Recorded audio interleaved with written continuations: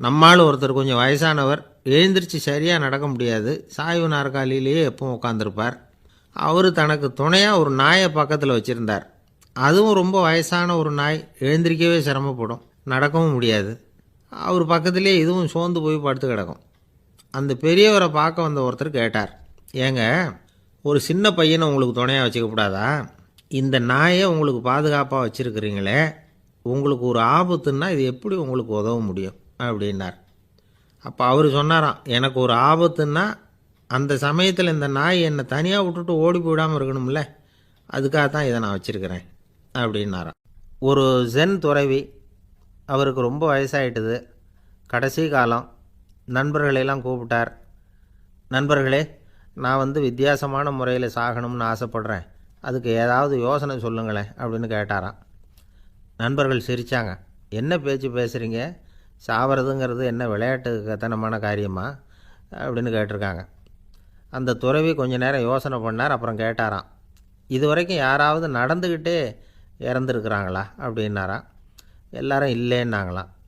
ஒருத்தர் மட்டும் சொல்லியிருக்கார், அப்படியும் ஒருத்தர் இறந்துருக்கிறதாக ஒரு கதையில் படிச்சிருக்கிறேன், ஒரு ஞானியால் தான் அப்படியெல்லாம் செய்ய முடியும் அப்படின்னு அவர் சொன்னாராம். சரி, அப்படின்னா அந்த முறை நமக்கு வேணாம், நின்றுக்கிட்டே யாராவது உயிரை விட்டுருக்காங்களா அப்படின்னு விசாரித்தாராம். அப்படியும் ஒருத்தர் இறந்துருக்கிறார் அப்படின்னாங்களாம். மறுபடியும் அந்த துறவி யோசனை பண்ணியிருக்கிறார், ஏதாவது வித்தியாசமான முறையில் நாம் போகணும் அப்படிங்கிறது அவருடைய விருப்பம். மனிதன் எப்படி வாழ்கிறானோ அப்படி இறப்பது தான் நல்லது. சரி, யாராவது தலைகீழாக யோகம் செய்யும் நிலையில் இறந்துருக்கிறாங்களா அப்படின்னு விசாரித்தாராம். நண்பர்கள் சிரித்தாங்க. தலைகீழாக நின்னபடி இறந்ததாக நாங்கள் கேள்விப்பட்டதே இல்லை, அது முடியாத காரியம் அப்படின்ட்டுருக்காங்க. இப்போ அந்த துறவிக்கு திடீர்னு உற்சாகம் வந்துட்டுது. உடனே எழுந்திரிச்சார், தலைகீழாக நின்னார், அப்படியே உயிரை விட்டுட்டார். அவ்வளோதான். அந்த மடாலயத்தில் ஒரே குழப்பம், எப்படி அவரை கீழே இறக்கி படுக்க வைக்கிறது அப்படின்னு புரியல. இப்படி உயிர் விடுறதை பற்றி அவங்க இது வரைக்கும் கேள்விப்பட்டதும் இல்லை. உண்மையிலேயே இவர் இறந்து தான் போனாராங்கிறதும் தெரியல. சோதித்து பார்த்தாங்க, இதய துடிப்பு, நாடி துடிப்பு எல்லாம் நின்று போயிருந்தது. இவர் எப்பவும் இப்படி தான், என்ன பண்ணுறது இப்போது அப்படின்னு சொல்லி எல்லோரும் குழம்பிக்கிட்டு இருக்கிற சமயத்தில் ஒரு பெரிய ஒரு யோசனை சொன்னார். இந்த துறவியோட மூத்த சகோதரி பக்கத்து மடாலயத்தில் இருக்கிறாங்க, அவங்கள இங்கே அழைச்சிட்டு வந்தால் ஏதாவது வழி கிடைக்கும் அப்படின்னார். அந்த அம்மாவுக்கு 90 வயசு. அழைச்சிட்டு வந்தாங்க. ஒரு குச்சியை ஊன்றிக்கிட்டு அப்படியே மெதுவாக நடந்து வந்தாங்க. தம்பி, தலைகீழாக நின்று உயிர் விட்டு இறக்கிறத பார்த்தாங்க. தம்பின்னு கூப்பிட்டு பார்த்தாங்க, ஒன்றும் காணோம். உடனே என்ன பண்ணாங்க, தன்னுடைய கைத்தடியால் தம்பியோட உடலை ஒரு தட்டு தட்டினாங்க. ஏப்பா, சாகிறப்பவும் உன்னுடைய குறும்புத்தனத்தை விடலையா, இப்படியாடா சாகிறது, ஒழுங்காக செத்து தொலை அப்படின்னாங்களாம். அவ்வளவுதான். உடனே அந்த துறவி திரும்பி நேராக நின்னார். அக்கா, கோவப்படாத, நான் ஒழுங்காக சாகிறேன், எப்படி செத்தா என்ன, எல்லாம் எனக்கு ஒன்று தான் அப்படின்னு சொல்லிவிட்டு அப்படியே தரையில் படுத்து உயிரை விட்டாராம். அதுக்கப்புறம் அந்த அம்மா கோலை கையில் எடுத்துக்கிட்டு அப்படியே திரும்பி கூட பார்க்காம அவங்க பாட்டுக்கு போயிட்டாங்களாம். மரணத்தை ஒரு விளையாட்டாக ஆக்கிய அந்த துறவிக்கு வாழ்க்கையே ஒரு விளையாட்டாக தான் இருந்திருக்குது. எந்த நோக்கமும் இல்லாமல் செயல்படுறதுன்னா என்னங்கிறதும் அவருக்கு தெரிஞ்சிருக்குது. பயனை எதிர்பார்க்காமல் பணி செய்து வாழ்ந்து மறைந்த மகான் அவர். தம்முடைய தொழிலை விளையாட்டு போல் செய்ய தெரிஞ்சவருக்கு வாழ்க்கையே ஒரு விளையாட்டாக மாறிடும். எல்லாமே விளையாட்டாகி விடுகிற போது மரணமும் விளையாட்டாகிவிடும் அப்படிங்கிறது தான் அந்த தத்துவம். ஆனால் அதுக்கு முன்னாடி உங்களுக்குள்ளே இருக்கிற உண்மையான நடிகனை நீங்கள் அடையாளம் கண்டுபிடிக்கணும். நீங்கள் நடிக்க வேண்டியதே இல்லை, நீங்கள் ஏற்கனவே நடிச்சுக்கிட்டு தான் இருக்கிறீங்க.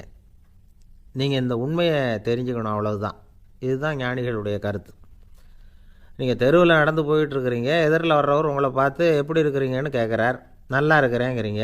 உண்மையிலேயே நாம் நல்லா இருக்க மாட்டோம், ஏதாவது உடம்புல கோளாறு இருக்கும். ஆனால் அப்படி சொல்லுவோம், நல்லா இருக்கிறேன் அப்படின்னு. அது நடிப்பு தானே.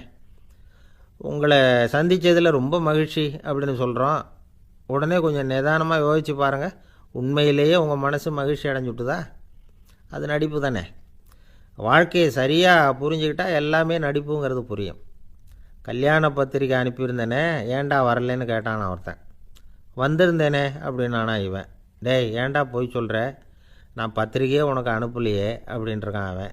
அதுக்கு இவன் சொன்னானா, பத்திரிக்கை அனுப்புனேன்னு நீ போய் சொல்கிறப்போ கல்யாணத்துக்கு வந்தேன்னு நான் போய் சொல்லக்கூடாதா அப்படின்னானா. ஒருத்தன் எப்படி நடந்துக்கிறாங்கிறத வச்சு தான் அந்த ஆள் எப்படிங்கிறத நாம் முடிவு பண்ணுறோம். ஆளுமைன்னு சொல்கிறோம்ல, அதுக்கு சூழ்நிலைகளை ஆளுகின்ற தன்மை அப்படின்னு விளக்கம் கொடுக்குறார் ஒரு உளவியல் நிபுணர். சரி, ஒரு மனிதனுடைய ஆளுமையை உருவாக்குகிற விஷயங்கள் என்னென்ன? பிறப்பு, வளர்க்கப்பட்ட விதம், படிப்பு, நண்பர்கள், சமுதாயம், இப்படி நிறைய உண்டு. ஆளுமையின் அடிப்படையில் சில மனநோய்கள் உண்டாகுது. அதெல்லாம் என்னென்னங்கிறத தெரிஞ்சு வச்சுக்கிட்டோம்னா நம்ம கூட இருக்கிறவங்கள அடையாளம் கண்டுபிடிக்கிறதுக்கு அது ரொம்ப உபயோகமாக இருக்கும். ஃப்ரெனாய்டு ஆளுமை அப்படின்னு ஒன்று. இந்த கோளாறு உள்ளவங்க எப்படி இருப்பாங்க தெரியுமா? அதிக உணர்ச்சி, சந்தேகம், பொறாமை இதெல்லாம் அதிகமாக இருக்கும். வளைஞ்சு கொடுக்க மாட்டாங்க. அடுத்தவங்களோட இணக்கமான உறவு இருக்காது. அவங்க செய்கிற தப்புக்கெல்லாம் அடுத்தவங்களை குறை சொல்லிகிட்டு இருப்பாங்க. இது ஒரு ரகம். அடுத்தது ஸ்கிசாய்டு ஆளுமை அப்படின்னு சொல்கிறாங்க. இந்த கோளாறு உள்ளவங்க அடுத்தவங்களோட பழக கூச்சப்படுவாங்க. சின்ன வயசுலேயே இது ஆரம்பமாயிடுது. பகல் கனவுலேயே சஞ்சரிப்பாங்க. அவங்களுடைய விரோதம், கோபம் இதை கூட வெளியில் காட்டிக்க முடியாமல் இருப்பாங்க.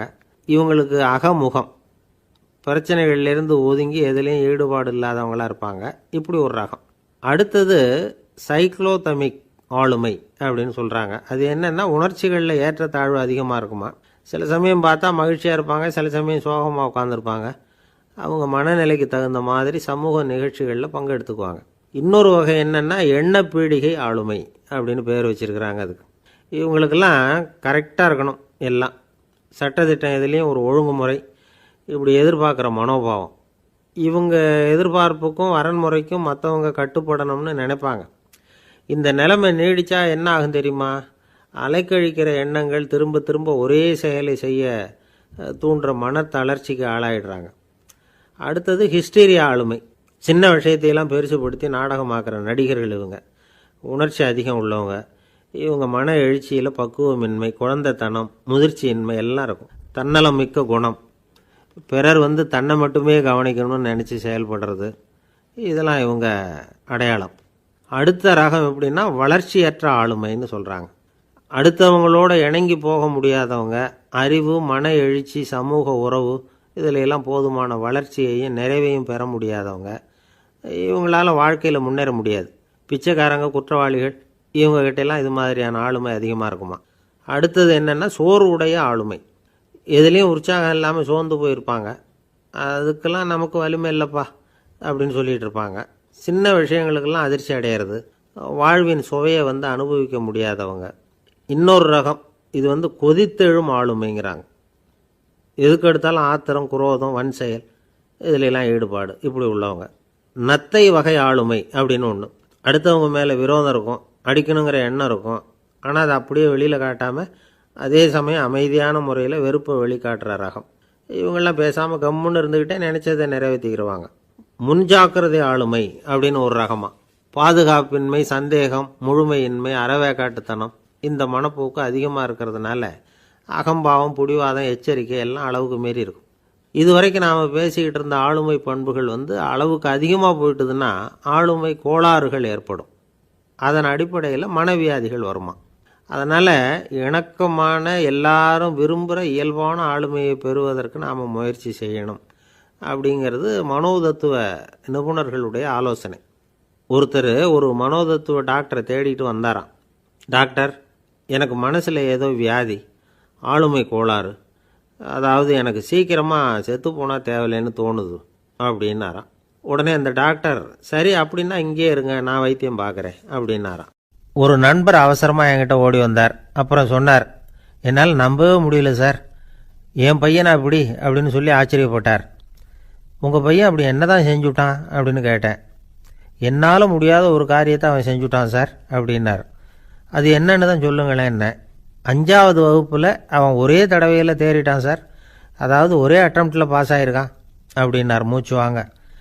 கஷ்டப்பட்டு பரீட்சை எழுதுனது அவன், இவருக்கு ஏன் மூச்சு வாங்குது? நம்மால் செய்ய முடியாத ஒரு காரியத்தை இன்னொருத்தர் செய்யும் பொழுது அது நமக்கு ஆச்சரியமாக இருக்குது. சர்க்கஸ் பார்க்குறோம், ஒருத்தர் அந்த இடத்துல தொங்குறார், அது நமக்கு ஆச்சரியம். ஏன்னா அது நம்மால் முடியாத காரியம். நம்மால் முடியாத ஒன்றை அடுத்தவர் எளிதாக செய்யும் பொழுது நாம் மருள்வது இயற்கை. இதை தான் தொல்காப்பியம் மருட்கை அப்படின்னு சொல்லுது. இந்த வியப்பு இருக்குதே, இது 4 வகையில் ஏற்படுறதாக தொல்காப்பியம் சொல்லுது. அது என்ன 4 வகை? முதல் வகை எப்படின்னா புதுமையான அரிய செயல்களை செய்கிறது. 2வது வகை என்னென்னா பெரும் செயல்களை செய்கிறது. 3வது வகை என்னென்னா மிக நுட்பமான செயல்களை செய்கிறது. 4வது வகை என்னென்னா ஆக்கம் தரும் செயல்களை செய்கிறது. புதுமை, பெருமை, சிறுமை, ஆக்கமொடு மதினம் சாலா மருட்கை நான்கே அப்படிங்கிறது தொல்காப்பியம். இன்றைக்கி விஞ்ஞானம் புதுசு புதுசாக எதையோ கண்டுபிடிக்குது. ஆரம்பத்தில் அது ஆச்சரியமாக இருக்குது, அப்புறம் அது நமக்கு பழகி போடுது. வானொலி பெட்டி புதுசாக வந்தப்போ ஒரு பெட்டி பேசுதுங்கிறது எவ்வளோ பெரிய ஆச்சரியம். இப்போ யாரும் அதை ஆச்சரியமாக பார்க்குறதில்ல. மதினம் சாலா மருட்கை அப்படின்னு ஒரு சொற்றொடர் வருது பாருங்க. அதில் கருத்தாழம் உண்டு. எதை பற்றியும் போதுமான அளவு புரிந்து கொள்ளாத போது ஒருத்தர் ஆச்சரியப்படுறார். புரிந்து கொண்ட பிறகு ஆச்சரியம் மறைஞ்சு போடுது. மிக நுட்பமான செயல்களும் நம்ம ஆச்சரியப்பட வைக்கும். ஒரு அரிசியில் ஒரு திருக்குறள் எழுதி காட்டுறாங்க, ஒரு முட்டை ஓட்டுக்குள்ளே ஓவியம் தீட்டி காட்டுறாங்க. கருங்கல் சிற்பங்களில் எவ்வளவு நுட்பமான வேலைப்பாடுகளை எல்லாம் பார்த்து ஆச்சரியப்படுறோம். இது மாதிரி ஆக்கப்பூர்வமான அரிய செயல்களை செய்கிறது கூட வியப்பை உண்டு பண்ணும். குப்பை கூலங்களை கூட வாழ்க்கைக்கு பயன்படுகிற பொருளாக மாற்றுகிறவர்கள் இருக்காங்க. அவர்களுடைய செயல் வியப்பு அளிக்குது. இடைக்காட்டு சித்தர் பாடின மூவடி 30ங்கிற நூலில் வர்ற ஒரு பாடல், ஆற்றல் பிறர் அறிதலின் அகம் கிளர்வு உறுதலின் கற்று அறி பாணர் கெழுமிய கோடலின் தோற்றம் உருகவே போற்றல் சால் வியப்பே. ஒருத்தருடைய ஆற்றல் தெரியாமல் இருந்தது, அவருடைய அரிய செயலை பார்க்கும் பொழுது வியப்பாக இருந்தது, மனசுக்குள்ள கிளர்ச்சி. பாவலர்கள் இவர்களுடைய புகழை பாடி மற்றவர்களும் தெரிந்து கொள்ளுமாறு செய்கிறார்கள் அப்படிங்கிறது தான் ஒரு யதார்த்தமான உண்மை. ஆக எல்லா வகையிலும் மக்கள் தங்களுடைய வாழ்க்கையில் முன்னேறுவதற்கான வழிகாட்டுகிற ஒரு மெய்ப்பாடு தான் வியப்புங்கிறது. இந்த காலத்தில் நம்ம எப்படியெல்லாம் ஆச்சரியப்பட வைக்கிறாங்க. ஒரு ஆளை பிடிச்சி ஜெயிலில் கொண்டு வந்தாங்க. ஜெயில் அதிகாரி அவனை ரொம்ப ஆச்சரியமாக பார்த்தாரான். இவன் கேட்டான், ஏன் சார் அப்படி பார்க்குறீங்க, நான் இப்போ இங்கே வர்றது உங்களுக்கு ஆச்சரியமாக இருக்குதா அப்படின்னு கேட்டிருக்கான். இதுக்கு ஜெயில் அதிகாரி சொல்லியிருக்கார், நீ இப்போ இங்கே வந்ததில் எனக்கு ஒன்றும் ஆச்சரியம் இல்லைப்பா, ஏற்கனவே நீ இங்கேருந்து விடுதலையாகி போய் 6 மாதம் ஆச்சு, இவ்வளவு லேட்டாக வர்றியே அதுதான் எனக்கு ஆச்சரியமாக இருக்குது அப்படின்னாராம். ஒரு நண்பர், அவர்கிட்ட பேசிக்கிட்டு இருந்தேன். மனித உறவுகள் பற்றி அவர் சொல்லிகிட்டு இருந்தார். அமெரிக்காவில் தந்தை மகன் உறவு எப்படி இருக்குது அப்படிங்கிறத விளக்கிறதுக்கு அவர் ஒரு கதையை சொன்னார். ஒரு அப்பா பகல் பூராவும் அலுவலகத்தில் வேலை, ஓடி ஆடி உழைச்சிக்கிட்டு களைச்சி போய் ராத்திரி 10 மணிக்கு மேலே வீடு திரும்பினான். வீட்டு வாசலில் அவரோட மகன் காத்துக்கிட்டு இருக்கிறான், இன்னமும் தூங்கலை. அப்பாவை வாசல்லையே தடுத்து நிறுத்தி, அப்பா உனக்கு சம்பளம் எவ்வளவு அப்படின்னு கேட்குறான். ஏற்கனவே ஆஃபீஸ் பிரச்சனைகளால் அழுத்து போய் திரும்புகிற அப்பாவுக்கு கோவம் வந்துடுது. என்னடா இப்படிலாம் கேளுன்னு உங்கள் அம்மா உனக்கு சொல்லி கொடுத்தாளா அப்படின்னு சொல்லிவிட்டு உள்ளே போய் சட்டையை கழட்டி மாட்டிவிட்டு குளிச்சுவிட்டு மறுபடியும் வெளியில் உடையை மாற்றுகிற சமயம் அப்போ மறுபடியும் மகன் உள்ளே நிற்கிறான் அவர் முன்னாடியே. அப்பா உனக்கு எவ்வளவு சம்பளங்கிறான் மறுபடியும். அப்பாவுக்கு எரிச்சல் அதிகமாகிட்டுது. மணிக்கு $20 போதுமா அப்படின்னார். அப்படின்னா எனக்கு ஒரு $10 தர முடியுமான்னா மகன்.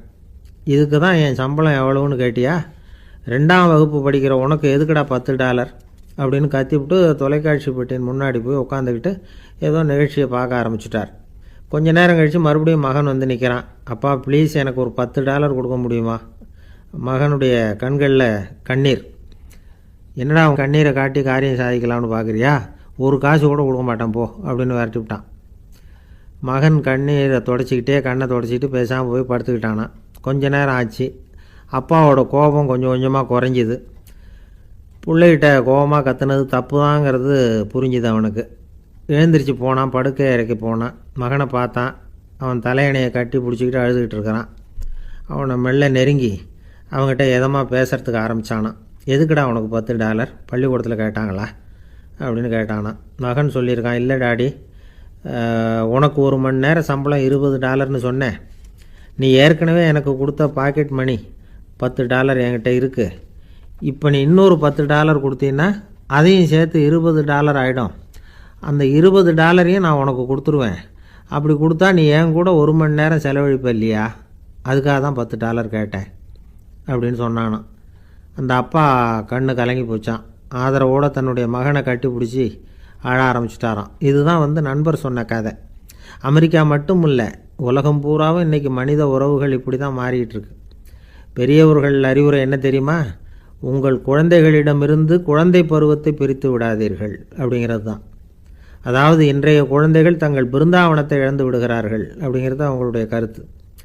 இந்த நிலைக்கு நாம் காரணமாக இருந்துடக்கூடாது. குழந்தைகளோட விளையாடுவோம், குடும்பத்தோடு உறவாடுவோம் அப்படிங்கிறது தான் நம்முடைய நோக்கமாக இருக்கணும். இன்றைய உறவு முறைக்கு இன்னொரு உதாரணம் சொல்லுவாங்க. ஒருத்தர் வந்தாராம், அவர் பக்கத்தில் ஒரு சின்ன பையன். நாம் அவரை விசாரிக்கிறோம், யார் இந்த பையன் அப்படின்னா அவர் சொல்கிறார், இவன் எனக்கு தூரத்து உறவு அப்படின்னாராம்.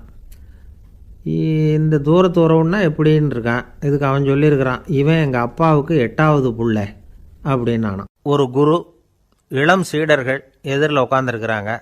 குரு பாடம் நடத்திக்கிட்டு இருக்கிறார். சீடர்களுக்கு ஒரு ஆசை, அதாவது ஒரு முக்கியமான மந்திரத்தை நம்ம குருநாதர்கிட்ட இருந்து கற்றுக்கணும் அப்படிங்கிறது அவங்க ஆசை. அது என்ன மந்திரம்னா, இறந்தவரை உயிர்ப்பிக்கக்கூடிய புனித மந்திரம். அதாவது செத்தவங்களுக்கு மீண்டும் உயிர் உண்டாக்குகிற மந்திரம். குருவே, தயவு பண்ணி அந்த மந்திரத்தை எங்களுக்கு உபதேசிக்கணும் அப்படின்னு கேட்டாங்க. அது ரொம்ப ஆபத்தானது, அது என்னத்துக்கு உங்களுக்கு வேண்டாமேன்னாராம் குரு. எங்களுடைய நம்பிக்கை உறுதிப்படுறதுக்காகத்தான் கேட்குறோம், வேற ஒன்றும் இல்லை அப்படின்னாங்களாம் சீடர்கள். பக்குவப்படாத அறிவுங்கிறது ரொம்ப ஆபத்தானது அப்படின்னாராம் குரு. இது சீடர்களுக்கு புரியல. அது எப்படிங்க பக்குவப்படாத அறிவு ஆபத்தானதுன்னு சொல்கிறீங்க, அப்படின்னா என்ன அப்படின்னு கேட்டிருக்காங்க சீடர்கள். குரு அதுக்கு விளக்கம் கொடுத்தாராம். அந்த மந்திரத்தை எப்போ பயன்படுத்தணுங்கிறது முக்கியம். அதை அறியக்கூடிய ஞானம் ஏற்படுகிற வரைக்கும் அதை தெரிஞ்சுக்காமல் இருக்கிறது தான் நல்லது, இல்லைன்னா ஆபத்துன்னாராம். ஆனால் அந்த சீடர்கள் அதை கேட்குற மாதிரி இல்லை, ரொம்ப பிடிவாதம் பண்ண ஆரம்பிச்சிட்டாங்க. சரி வாங்க சொல்கிறேன்னார் குரு. எல்லாரும் வந்தாங்க. அந்த புனித மந்திரத்தை அவங்களுக்கு ரகசியமாக உபதேசம் பண்ணார். உபதேசம் பண்ணிவிட்டு அவங்களுக்கு எச்சரிக்கையும் கொடுத்தார். இந்த மந்திரத்தை நல்லா ஆராய்ச்சி பார்த்ததுக்கு அப்புறம்தான் உச்சரிக்கணும், அவசரப்பட்டு எதுவும் செஞ்சிடக்கூடாது அப்படின்னு ஒரு தடவைக்கு பல தடவை எச்சரிக்கை கொடுத்தார். சரின்னு சொல்லிவிட்டு அவங்கெல்லாம் மந்திரத்தை கற்றுக்கிட்டு எழுந்திரிச்சு போயிட்டாங்க. ஒரு நாள் அந்த சீடர்கள் எல்லாம் மணற்பாங்கான இடத்துல அப்படியே நடந்து போயிட்டு இருக்கிறாங்க. ஒரு பாலைவன பகுதி மாதிரி ஒரு இடம். அங்கே ஒரு இடத்துல எலும்புகள் குவியலாக கிடந்தது. உடனே இந்த சீடர்கள் முன்ன பின்ன யோசிக்காமல், தியானமும் பண்ணாமல், அந்த மந்திரத்தோட பயனை சோதித்து பார்க்கணும் அப்படின்னு நினச்சிக்கிட்டு அந்த மந்திரத்தை உச்சரிக்க ஆரம்பிச்சிட்டாங்க. அவ்வளோதான். உடனே என்னாச்சு தெரியுமா? அந்த எலும்புகள் எல்லாம் ஓநாய்களாக மாறி அவங்கள துரத்த ஆரம்பிச்சுட்டுது. சீடர்கள் எல்லாம் தலைதெறிக்கி ஓட ஆரம்பிச்சிட்டாங்க. ஓநாய்களும் விடலை, அவங்கள துரத்தி பிடிச்சி கடித்து கொதற ஆரம்பிச்சுட்டுது.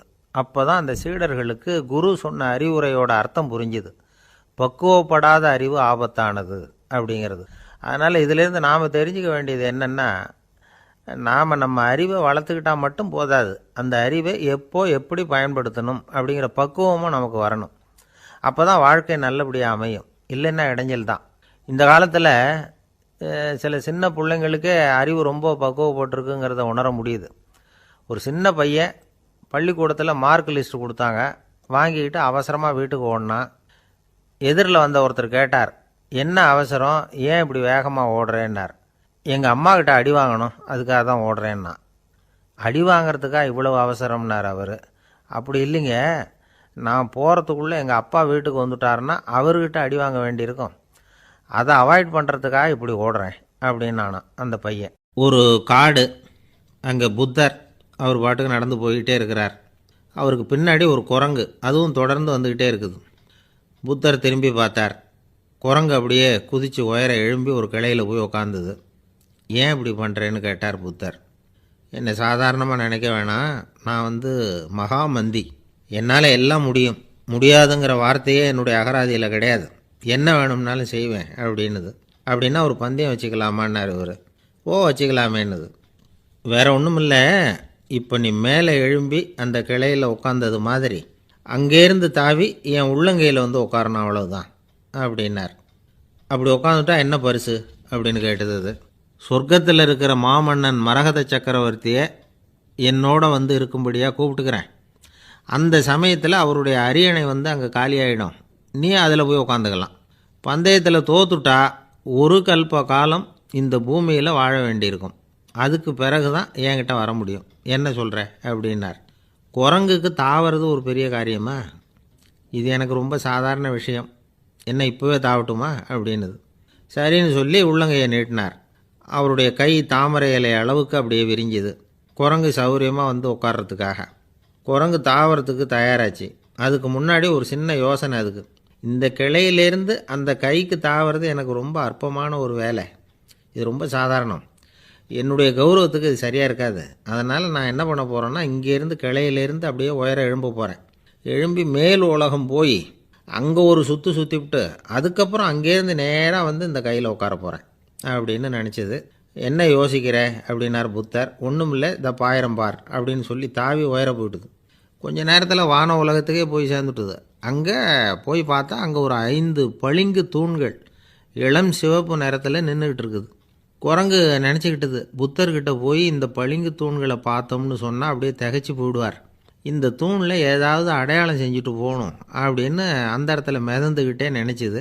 உடனே ஒரு தூணில் எழுதிச்சு. என்ன எழுதிச்சுன்னா, ஒரு மகா ஞானி இங்கே வந்துட்டு போகிறார் அப்படின்னு எழுதிச்சு. எழுதிவிட்டு அப்படியே கீழே தாவி வந்து புத்தரோட உள்ளங்கையில் உட்காந்துது. எப்படி பார்த்தீங்களா என்னுடைய வேலை? வான உலகத்துக்கே போய் அங்கே இருக்கிற 5 பளிங்கு தூண்களை பார்த்துட்டு அதில் நான் வந்த விவரத்தை எழுதி வச்சுட்டு அதுக்கப்புறம் இங்கே வந்திருக்கிறேன் அப்படின்னுது ரொம்ப பெருமையாக. அப்படியா அப்படின்னார் புத்தர். ஆமாம், சந்தேகமாக இருந்தால் வாங்க, அழைச்சிட்டு போய் காட்டுறேன் அப்படின்னுது அந்த குரங்கு. அதுக்கு தேவையில்லை, அப்படியே கொஞ்சம் கீழே குனிஞ்சு பார் தெரியும் அப்படின்னார் புத்தர். அங்கே பார்த்தா புத்தரோட உள்ளங்கை தெரிஞ்சுது. நல்லா உத்து பார்த்துது. அவரோட ஒரு விரலில் அது எழுதிய வாசகம் தெரிஞ்சுது.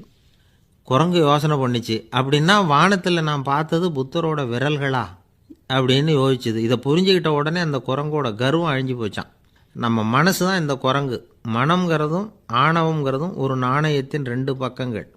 மனம் உள்ளவரை ஆணவமும் இருக்கும். மனம் அழிஞ்சாதான் ஆணவம் அழியும். மனம் அழிய வேண்டும் அப்படின்னு பெரியவங்க சொல்கிறது இந்த அர்த்தத்தில் தான். நம்ம ஆளுங்க சவால் விடுறதெல்லாம் வேறு மாதிரி. ஒருத்தன் ஒரு வாய்க்காலை தாண்டுறேன்னு பந்தயம் கட்டி தாண்ட முடியாமல் வாய்க்காலில் விழுந்து காலை உடச்சிக்கிட்டு கட்டு போட்டுக்கிட்டு வந்தான். ஏன்டா அப்படின்னு கேட்டாங்க. நான் பந்தயம் கட்டின நேரம் சரியில்லை அப்படின்னா. எப்படிறான்னு கேட்டிருக்காங்க. வாய்க்காலில் தண்ணி இருக்கிற நேரமாக பார்த்து பந்தயம் கட்டியிருக்கணும் அப்படின்னானா. ஒருத்தர் வேகமாக நடந்து போகிறார். கடத்தெருவில் ஒரு ஸ்வீட்டு கடையை பார்க்குறார். உடனே சடன் பிரேக் போட்டது மாதிரி நிற்கிறார். ஒரு ஸ்வீட் வாங்கி சாப்பிட்லாமேன்னு மனசு சொல்லுது. டாக்டர் வேணாம்னு சொல்லியிருக்கிறார், உடம்புக்கு ஒத்துக்காது, அதனால் அது வேணாம்னு சொல்லுது அறிவு. இவர் மனசு சொல்கிறத கேட்கல, அறிவு சொல்கிறபடி கேட்குறார். அதனால் மறுபடியும் வேகமாக அங்கேருந்து நடந்து போயிடுறார். அவர் நல்ல மனுஷன். மனுஷனுக்கு அறிவும் இருக்குது, உணர்ச்சியும் இருக்குது. எதுக்கு எடுத்தாலும் உணர்ச்சி வசப்பட்டுக்கிட்டு இருக்கக்கூடாது. அறிவு வசத்தில் நாம் இருக்கணும். அப்போ தான் நாம் நல்லபடியாக வாழ முடியும். இல்லைன்னா அவஸ்தை தான். மகாபாரதத்தில் சந்தனுன்னு சொல்லி ஒரு அரசன் வர்றான். அவன் ஒரு சமயம் அறிவு வசப்படாமல் உணர்ச்சி வசப்படுறான். அதாவது ஒரு நாள் கங்கை கரையில் ஒரு அழகான பொண்ணை பார்க்குறான். இவனுடைய மனசு அவகிட்ட போயிடுது. அவளை வந்து கல்யாணம் பண்ணிக்கிறதுக்கு ஆசைப்படுறான். அந்த பொண்ணு சரின்னு சம்மதிக்கிறா. ஆனால் ஒரு நிபந்தனை போடுறா. அந்த நிபந்தனைக்கு சம்மதம்னு சொன்னாதான் உன்னை கல்யாணம் பண்ணிக்குவேன்னு சொல்றா. சரி, அவ போட்ட நிபந்தனை என்ன தெரியுமா? இது மாதிரி நான் உங்க மனசு புண்படுற மாதிரி எந்த காரியம் பண்ணாலும் நீங்க என்ன ஏன்னு கேட்கக்கூடாது. நான் செய்யற காரியத்தை தடுக்கவும் கூடாது. அப்படி நீங்க செஞ்சா அடுத்த கணமே நான் உங்களை பிரிஞ்சு போயிடுவேன். இதுதான் அந்த பொண்ணு போட்ட நிபந்தனை. சந்தன அரசன் இந்த நிபந்தனையை வந்து ஒத்துக்கலாமா? இதை அறிவுபூர்வமாக யோசிச்சிருந்தா இதுக்கு கட்டுப்பட்டுருக்க மாட்டான். இந்த நிபந்தனைக்கு நான் சம்மதிக்க மாட்டேன்னு தான் சொல்லியிருக்கணும். ஆனால் அவன் அந்த நேரத்தில் உணர்ச்சி வசத்தில் இருந்தான். அதனால நீ என்ன சொன்னாலும் சரின்னு ஒத்துக்கிட்டான். அவள் கல்யாணம் பண்ணிக்கிட்டான். இதனால என்ன ஆச்சு? 7 பச்சை இளம் குழந்தைகளை பிறந்த உடனே அவள் கங்கையில் தூக்கி எறிஞ்சி கொல்லக்கூடிய கோர காட்சியை இவன் ஒன்று பின்னாடி ஒன்றா பார்க்க வேண்டியதாக போச்சு. கடைசியில் 8வது குழந்தை பிறந்ததுன்னா அவனுடைய அறிவு மேலோங்குது.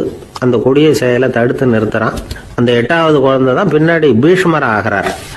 ஒரு பக்தி பிரசங்கத்தில் ஒரு பேச்சாளர் இந்த விஷயத்தை சொல்லிவிட்டு இன்னொரு விஷயமும் சொன்னார். அது என்னன்னா, சந்தனு மன்னன் அறிவுக்கும் உணர்ச்சிக்கும் நடுவில் அகப்பட்டு தவிச்சதுனால அவன் வம்சத்தில் வந்த கௌரவர்கள் வந்து உணர்ச்சி வசப்பட்டாங்க, பாண்டவர்கள் வந்து அறிவு வசப்பட்டாங்க அப்படின்னு சொன்னார். மனுஷனுக்கு உணர்ச்சியை விட அறிவு மேலோங்கி இருக்கணுங்கிறது சரிதான். ஆனால் அந்த அறிவை வந்து எப்படி உபயோகப்படுத்துறோங்கிறது முக்கியம்.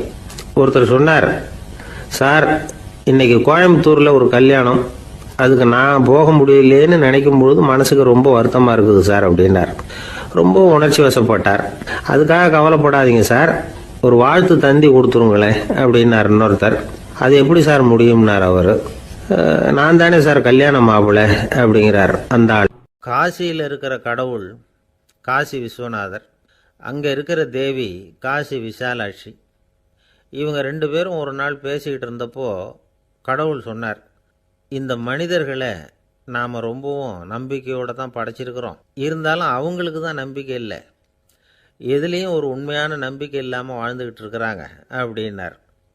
என்ன அப்படி சொல்கிறீங்க? அதை பாருங்கள், எவ்வளவு பேர் காசியை தேடிட்டு வந்து கங்கையில் குளிச்சுக்கிட்டு இருக்கிறாங்க, அவங்களெலாம் நம்பிக்கை இல்லைன்னா இவ்வளவு தூரம் தேடிட்டு வந்து இங்கே குளிப்பாங்களா அப்படின்னு நாங்கள் தேவி. சரி, அதை சோதித்து பார்க்கலாம் அப்படின்னு 2 பேரும் முடிவு பண்ணிக்கிட்டாங்க.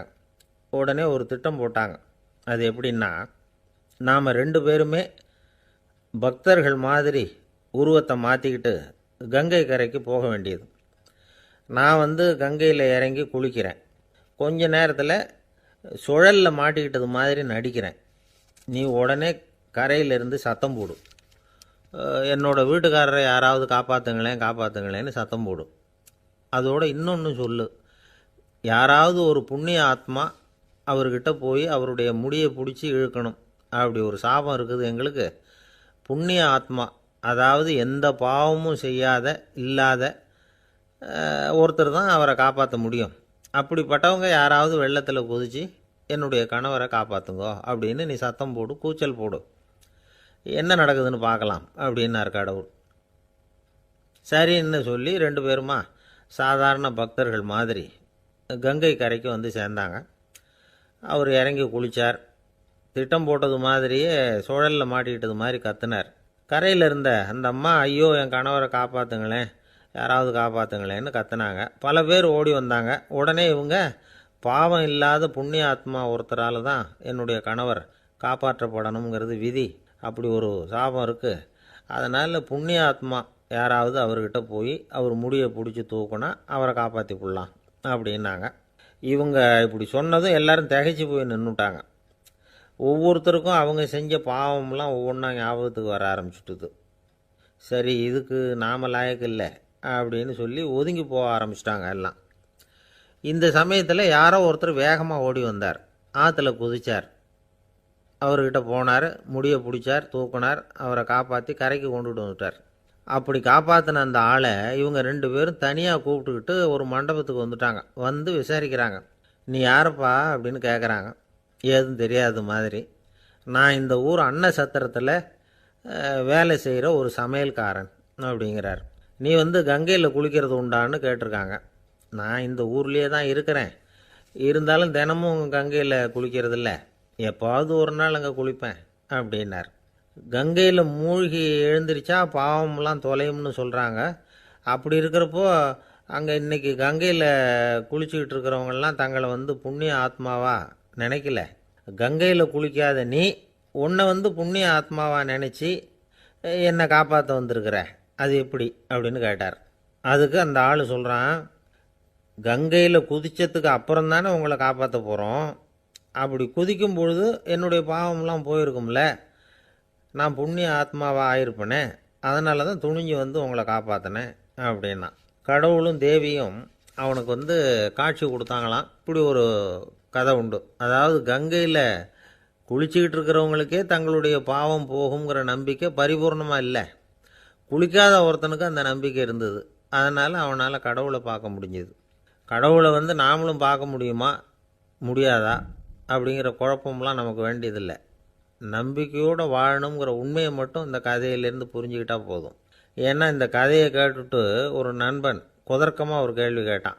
ஏன் சார், கங்கையில் குளித்தா பாவம் போடும்னு சொல்கிறீங்களே, நான் எனக்கு வேண்டாத ஒருத்தனை அழைச்சிட்டு போய் கங்கையிலேயே தள்ளி விட்டுட்டு அதுக்கப்புறம் அங்கேயே முழுக்க போட்டுட்டு நான் செஞ்ச பாவத்தை வந்து அதுலேயே கழுவி விட்டுட்டு மறுபடியும் உங்ககிட்ட வந்துடுறேன்னு வச்சுக்கோங்க, நீங்கள் என்னை வந்து புண்ணிய ஆத்மான்னு ஏற்றுக்குவீங்களா அப்படிங்கிறான். ஆள் கொஞ்சம் ஆசைந்தான், நம்மளே அங்கே அழைச்சிட்டு போனாலும் போயிடுவான். ஒரு ஊரில் ஒரு ராஜா இருந்தார். அவர் ஒரு பூனை வளர்த்தார். ரொம்ப செல்லமாக அவர் அந்த பூனையை வளர்த்தார். அவர் என்ன பண்ணுவார் தெரியுமா? இரவு நேரத்தில் அந்த பூனையோட தலையில் ஒரு விளக்கை வச்சுருவார். அந்த பூனை ரொம்ப ஜாக்கிரதையாக அந்த விளக்கு கீழே விழுந்துடாமல் பார்த்துக்கும். தலையை ஆட்டாமல் ரொம்ப நிதானமாக ராஜா பின்னாடி நடந்து போய்கிட்டே இருக்கும். அந்த விளக்கு வெளிச்சத்தில் எல்லா வேலைகளையும் செஞ்சுருவார். கையில் ஒரு விளக்கை தனியாக எடுத்துகிட்டு போக வேண்டிய அவசியமே இல்லை. விளக்கை தூக்கிட்டு போகிற வேலையை அந்த பூனை பார்த்துக்கும். அதனால் ராஜாவுக்கு அந்த பூனை மேலே ரொம்ப பிரியம். மந்திரிகளையெல்லாம் கூப்பிட்டு அவங்கக்கிட்ட சொல்லுவார், பார்த்தீங்களா இந்த பூனை எவ்வளவு விசுவாசமாக நடக்குது, என் பேரில் எவ்வளவு மரியாதை பார்த்தீங்களா அதுக்கு அப்படிம்பார். இதை கேட்டுவிட்டு அங்கேருந்து அமைச்சர்களில் ஒருத்தர் சொன்னார், மன்னா நீங்கள் சொல்கிறது சரிதான், இருந்தாலும் இந்த பூனையோட விசுவாசத்தை நாம் கொஞ்சம் சோதித்து பார்க்க வேண்டியிருக்கு அப்படின்னாராம். சரி, உங்கள் ஆசையை ஏன் கெடுக்கணும், நல்லா சோதித்து பாருங்கள் அப்படின்னு சொல்லிவிட்டார் ராஜா. உடனே அந்த அமைச்சர் என்ன பண்ணார் தெரியுமா? எங்கேயோ புறப்பட்டு போனார். ஒரு 5-6 எலிகளை பிடிச்சிக்கிட்டு வந்தார். அரண்மனையில் ராஜா ஏதோ வேலை பார்த்துக்கிட்டு இருக்கிறாரு. பக்கத்தில் அந்த பூனை ரொம்ப பணிவாக நின்றுக்கிட்டு இருக்குது. அது தலையில் விளக்கு எரிஞ்சிக்கிட்டு இருக்கு. அமைச்சர் தான் பிடிச்சிக்கிட்டு வந்த எலிகளை அந்த பூனை பார்வையில் படுறது மாதிரி எதிரில் விட்டார். அந்த எலிகள்லாம் அங்கேயும் இங்கேயும் ஓட ஆரம்பிச்சிது. அதை பார்த்தது பூனை, அவ்வளவுதான். தலையில் இருக்கிற விளக்கை பற்றியும் கவலைப்படலை, ராஜாவை பற்றியும் கவலைப்படல. ஒரே பாய்ச்சலாக பாஞ்சு எலிகளை துரத்த ஆரம்பிச்சுட்டுது. தலையில் இருந்த விளக்கு எங்கேயோ போய் விழுந்தது, அணைஞ்சு போச்சு. இருட்டில் ராஜா தடுமாற ஆரம்பிச்சுட்டார். இந்த சமயத்தில் அந்த அமைச்சர் மறுபடியும் விளக்கை ஏற்றினார். வெளிச்சம் வந்தது. அதுக்கப்புறம் அந்த அமைச்சர் பேசினார், அரசே, பூனையோட விசுவாசத்தை பார்த்தீங்களா? எலி அது கண்ணில் படுற வரைக்கும் தான் விசுவாசமாக இருந்தது. அது மாதிரி எலியை பார்த்ததும் எல்லாத்தையும் விட்டுட்டு அதை துரத்த ஆரம்பிச்சுட்டு பார்த்தீங்களா? தான் அந்த பூனையை பற்றி நினச்சது தப்புங்கிறது அதுக்கப்புறம் தான் அந்த ராஜாவுக்கு புரிஞ்சுதான். சரி, இப்போ எதுக்கு இந்த கதையெல்லாம் அப்படிங்கிறீங்களா? இந்த பூனை மாதிரி தான் நம்ம மனசும்.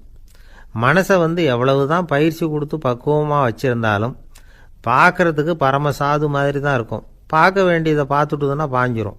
இந்த பூனை மாதிரி புலன் இன்ப பொருள்கள் கிட்டாத வரைக்கும் மனம் அடங்கி இருக்கிறது மாதிரி தான் தெரியும். கொஞ்சம் வாய்ப்பு கிடைச்சாலும் அது குதிக்க ஆரம்பிச்சிரும், தப்பு பண்ண ஆரம்பிச்சிரும். பெரிய பெரிய முனிவர்கள் வாழ்க்கையில் நடந்த வீழ்ச்சி இதை தான் நிரூபிக்குது. புலன்களின் ஆற்றல் அதிகம். அதனால் மனக்கட்டுப்பாடு பயிற்சிகளில் ரொம்ப எச்சரிக்கையாக இருக்கணுங்கிறார் சுவாமி சிவானந்தர். மது பழக்கத்தையே விட்டுவிட்டேன்னு உறுதியாக இருப்பான். கடை கண்ணில் பட்டுவிட்டுதுன்னா கால் அவனை கேட்காமலே இழுத்துக்கிட்டு உள்ளே போயிடும். இதுதான் மனசுங்கிறது. அதுதான் அந்த ராஜா வளர்த்த பூனை. நம்மால் ஒருத்தன் அந்த ராஜா பூனை தலையில் விளக்க வச்சது மாதிரி இவன் தன்னுடைய தலையிலேயே ஒரு விளக்கை ஏற்றி வச்சுக்கிட்டு என்னத்தையோ தேட ஆரம்பித்தான். தேடிக்கிட்டு இருக்கிறான். தலையை ஆட்டாமல் நிதானமாக நடந்து ரொம்ப நேரமாக தேடிகிட்டு இருக்கிறான். அந்த சமயம் அங்கே வந்த ஒருத்தர், என்னத்தை தேடுறீங்கன்னு கேட்டார். அதுதான் மறந்து போச்சு அப்படின்னு இழுத்தான்.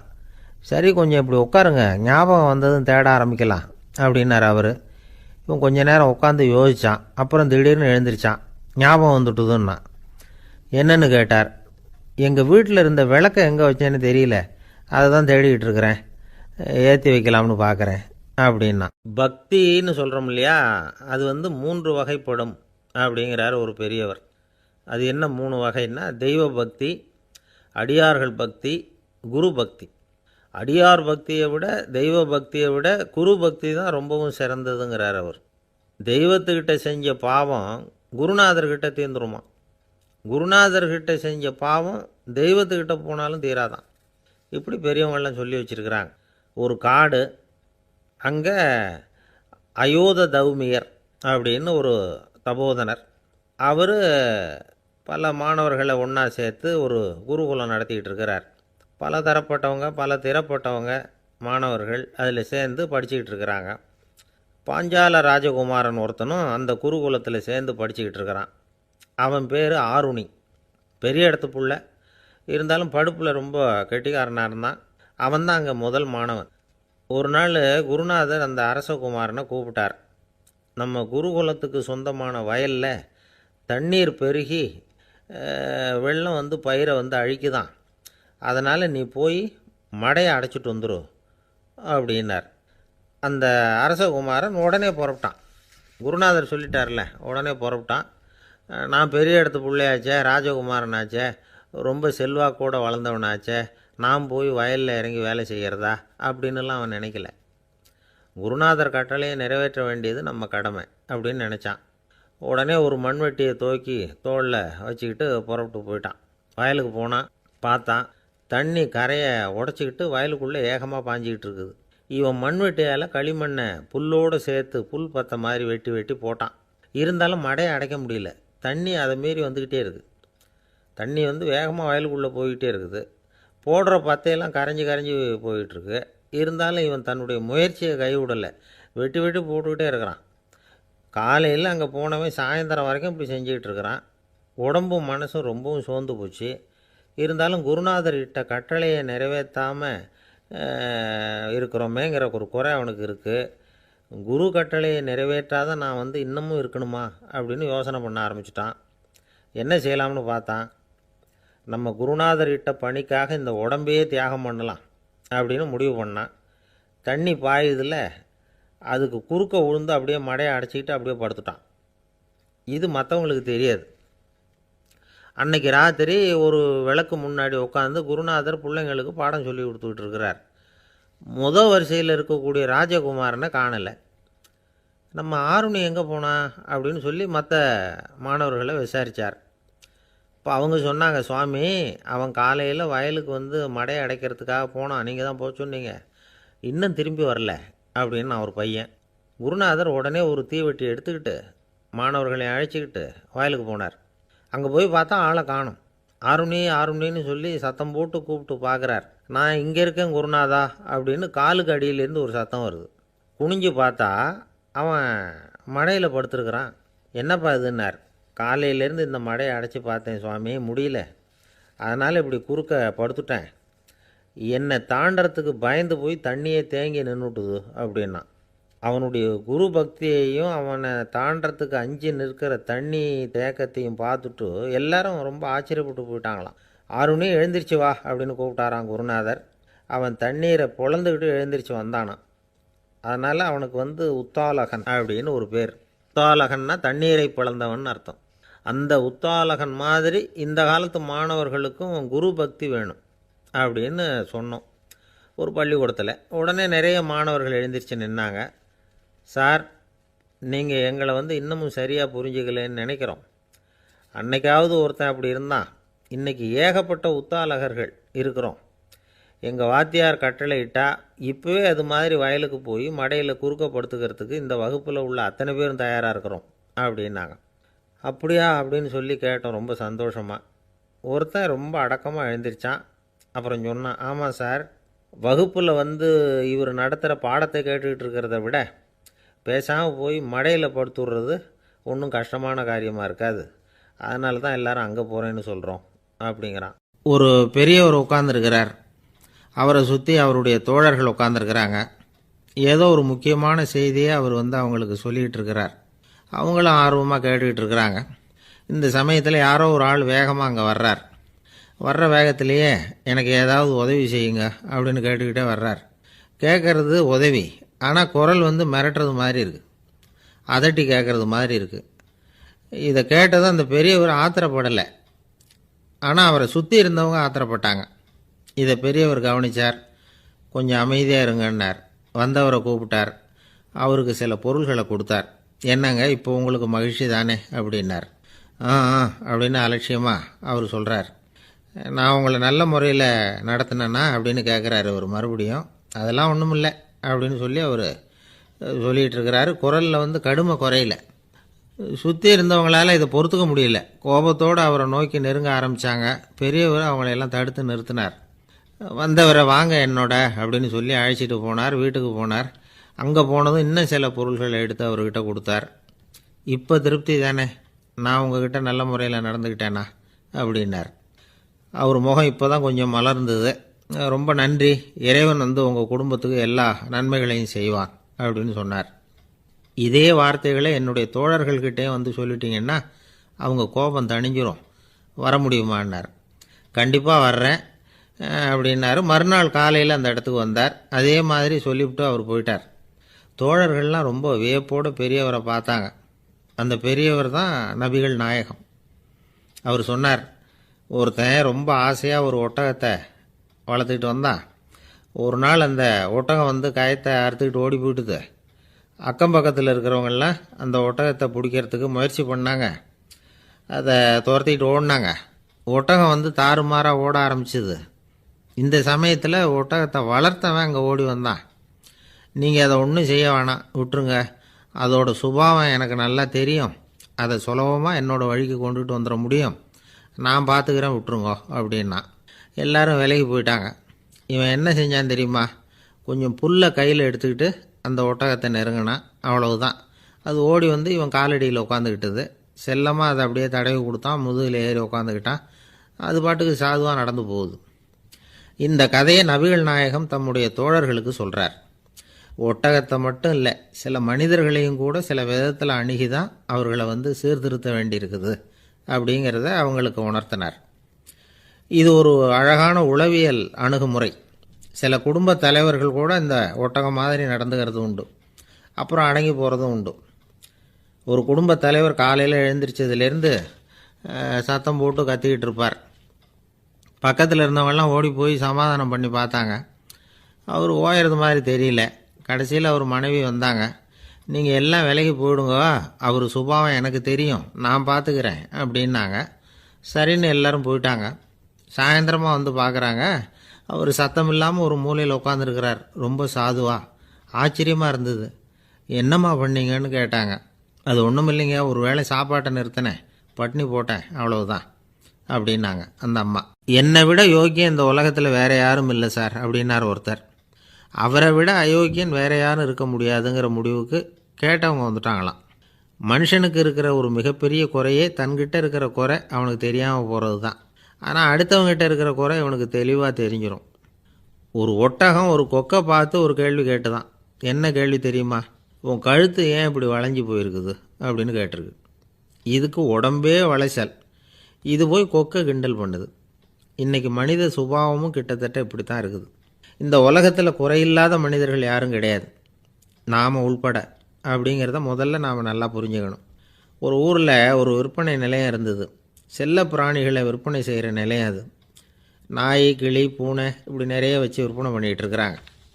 நாய்க்குட்டி விற்பனை செய்கிற பகுதியில் ஒரு சிறுவன் நின்றுக்கிட்டு இருந்தான். விற்பனை செய்கிற ஆளுகிட்ட விலை கேட்டுக்கிட்டு இருந்தான்.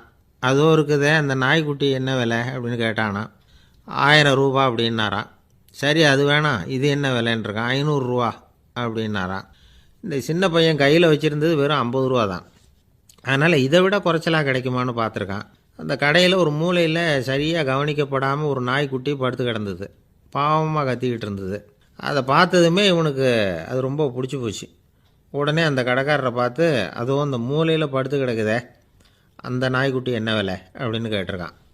தம்பி, அது ஒரு கால் ஊனம், அதனால் அது உன்னோட குதித்து விளையாடவோ ஓடுறதோ அதால் முடியாத காரியம் அப்படின்ட்டுருக்கார் அவர். அது தெரிஞ்சுதாங்க கேட்குறேன், அதோட விலை என்ன அதை மட்டும் சொல்லுங்களேன் அப்படின்ட்டுருக்கான். தம்பி, இது வந்து கால் ஊனம் உள்ள ஒரு நாய். இதை போய் காசு கொடுத்து வாங்கிறதுக்கு யாராவது பிரியப்படுவாங்களா? இதை நான் உனக்கு இலவசமாகவே தர்றேன், எடுத்துகிட்டு போ அப்படின்னாரான். இதை கேட்டதும் அந்த சிறுவனுக்கு கோவம் வந்துட்டு தான். நீங்கள் ஒன்றும் சும்மா கொடுக்க வேணாம், இந்தாங்க 50 ரூபா, இதை வச்சுக்கிட்டு நாய்க்குட்டியை கொடுங்க அப்படின்ட்டுருக்கான். அவருக்கு ஒன்றும் புரியல, ஆச்சரியமாக இருந்தது. சரின்னு பணத்தை வாங்கிட்டு நாய்க்குட்டியை தூக்கி கொடுத்தார். அந்த சிறுவன் அந்த நாய்க்குட்டியை 2 கையாலையும் வாங்கினா, மார்போடு பிரியமாக சேர்த்து அணைச்சிக்கிட்டான். தெருவில் இறங்கி நடக்கிறான். அப்படி நடக்கும்பொழுது தான் பார்க்குறார், கடைக்காரர் வந்து ஆச்சரியமாக அவனை பார்க்குறார். அப்போ தான் அவருக்கு ஒரு விஷயம் புரியுது. அந்த சிறுவன் தெருவில் நாய்க்குட்டியை மார்போடு அணைச்சிக்கிட்டு விந்தி விந்தி நடந்து போய்கிட்டு இருக்கிறான். ஆமாம், அவனுக்கும் ஒரு கால் ஊனம். இந்த நாய்க்குட்டியை யாருமே வாங்க மாட்டாங்கன்னு நினச்சிக்கிட்டு இருந்தார். குறையுள்ள அதுக்கும் ஒரு எஜமானன் கிடச்சிட்டான். அதனால் ஊனம் ஒரு குறை இல்லை அப்படிங்கிற உண்மையை அந்த கடைக்காரர் புரிஞ்சுக்கிட்டாரான். 2 பேர் சுவாரஸ்யமாக பேசிகிட்டு இருக்கிறப்போ குறுக்க புகுந்து தொந்தரவு பண்ணுறதுக்குன்னே சில பேர் இருப்பாங்க. அது ரொம்ப இடைஞ்சலாக இருக்கும். இதே மாதிரி மின்காந்தம் கூட குறுக்க புகுந்து தொந்தரவு பண்ணும். கடைசியில் அது ஒரு பெரிய இடைஞ்சலில் கொண்டாந்து விட்டுரும். சில வீடுகளில் கேபிள் கனெக்ஷன் இல்லாமல் சில தனியார் டிவி காட்சிகள் தெரியும். அதுக்கு என்ன காரணம்னா இந்த மின்காந்த குறுக்கீடு தான் காரணம். இதைத்தான் சுருக்கமாக இஎம்ஐ அப்படின்னு சொல்கிறாங்க. அதாவது எலக்ட்ரோ மேக்னெட்டிக் இன்டர்ஃபியரன்ஸ். இது ஏற்படக்கூடிய இடங்கள் எது எதுன்னு எடுத்துக்கிட்டா அது ஒரு பெரிய பட்டியலாகவே போயிடும். இந்த இஎம்ஐ தொந்தரவு வந்து கேபிள் டிவியில் மட்டும்தான் இல்லை, ராக்கெட் ஏவுதளத்தில் உள்ள ரேடார்கள், அங்கே உள்ள சில சக்தி வாய்ந்த தொலைத்தொடர்பு சாதனங்கள், விமான தளங்களில் உள்ள ரேடார்கள், கப்பல் தளங்களில் பொருத்தப்பட்டிருக்கக்கூடிய சக்தி வாய்ந்த ஆண்டனாக்கள், இப்படி நிறைய சொல்லலாம். காவல் நிலையங்களில் பயன்படுத்தப்படுகிற வயர்லெஸ் தொடர்பு சாதனங்கள் கூட ஓரளவுக்கு இந்த மின்காந்த அலைகளை வெளியிடும். நம்ம வீட்டில் உட்காந்துக்கிட்டு ரேடியோ கேட்டுக்கிட்டு இருப்போம் அல்லது டிவி பார்த்துக்கிட்டு இருப்போம். அந்த சமயத்தில் பக்கத்து தெருவில் ஒரு மோட்டார் சைக்கிள் அல்லது காரு, குறிப்பாக பெட்ரோல் இன்ஜின், அது போகிறப்போ அதில் உள்ள மின்கலத்தில் அதாவது மேக்னட்டோ பேட்டரியிலிருந்து வெளிப்படுகிற மின்காந்த அலை இங்கே டிவியிலையும் ரேடியோவிலையும் கரகரப்பு உண்டு பண்ணும்.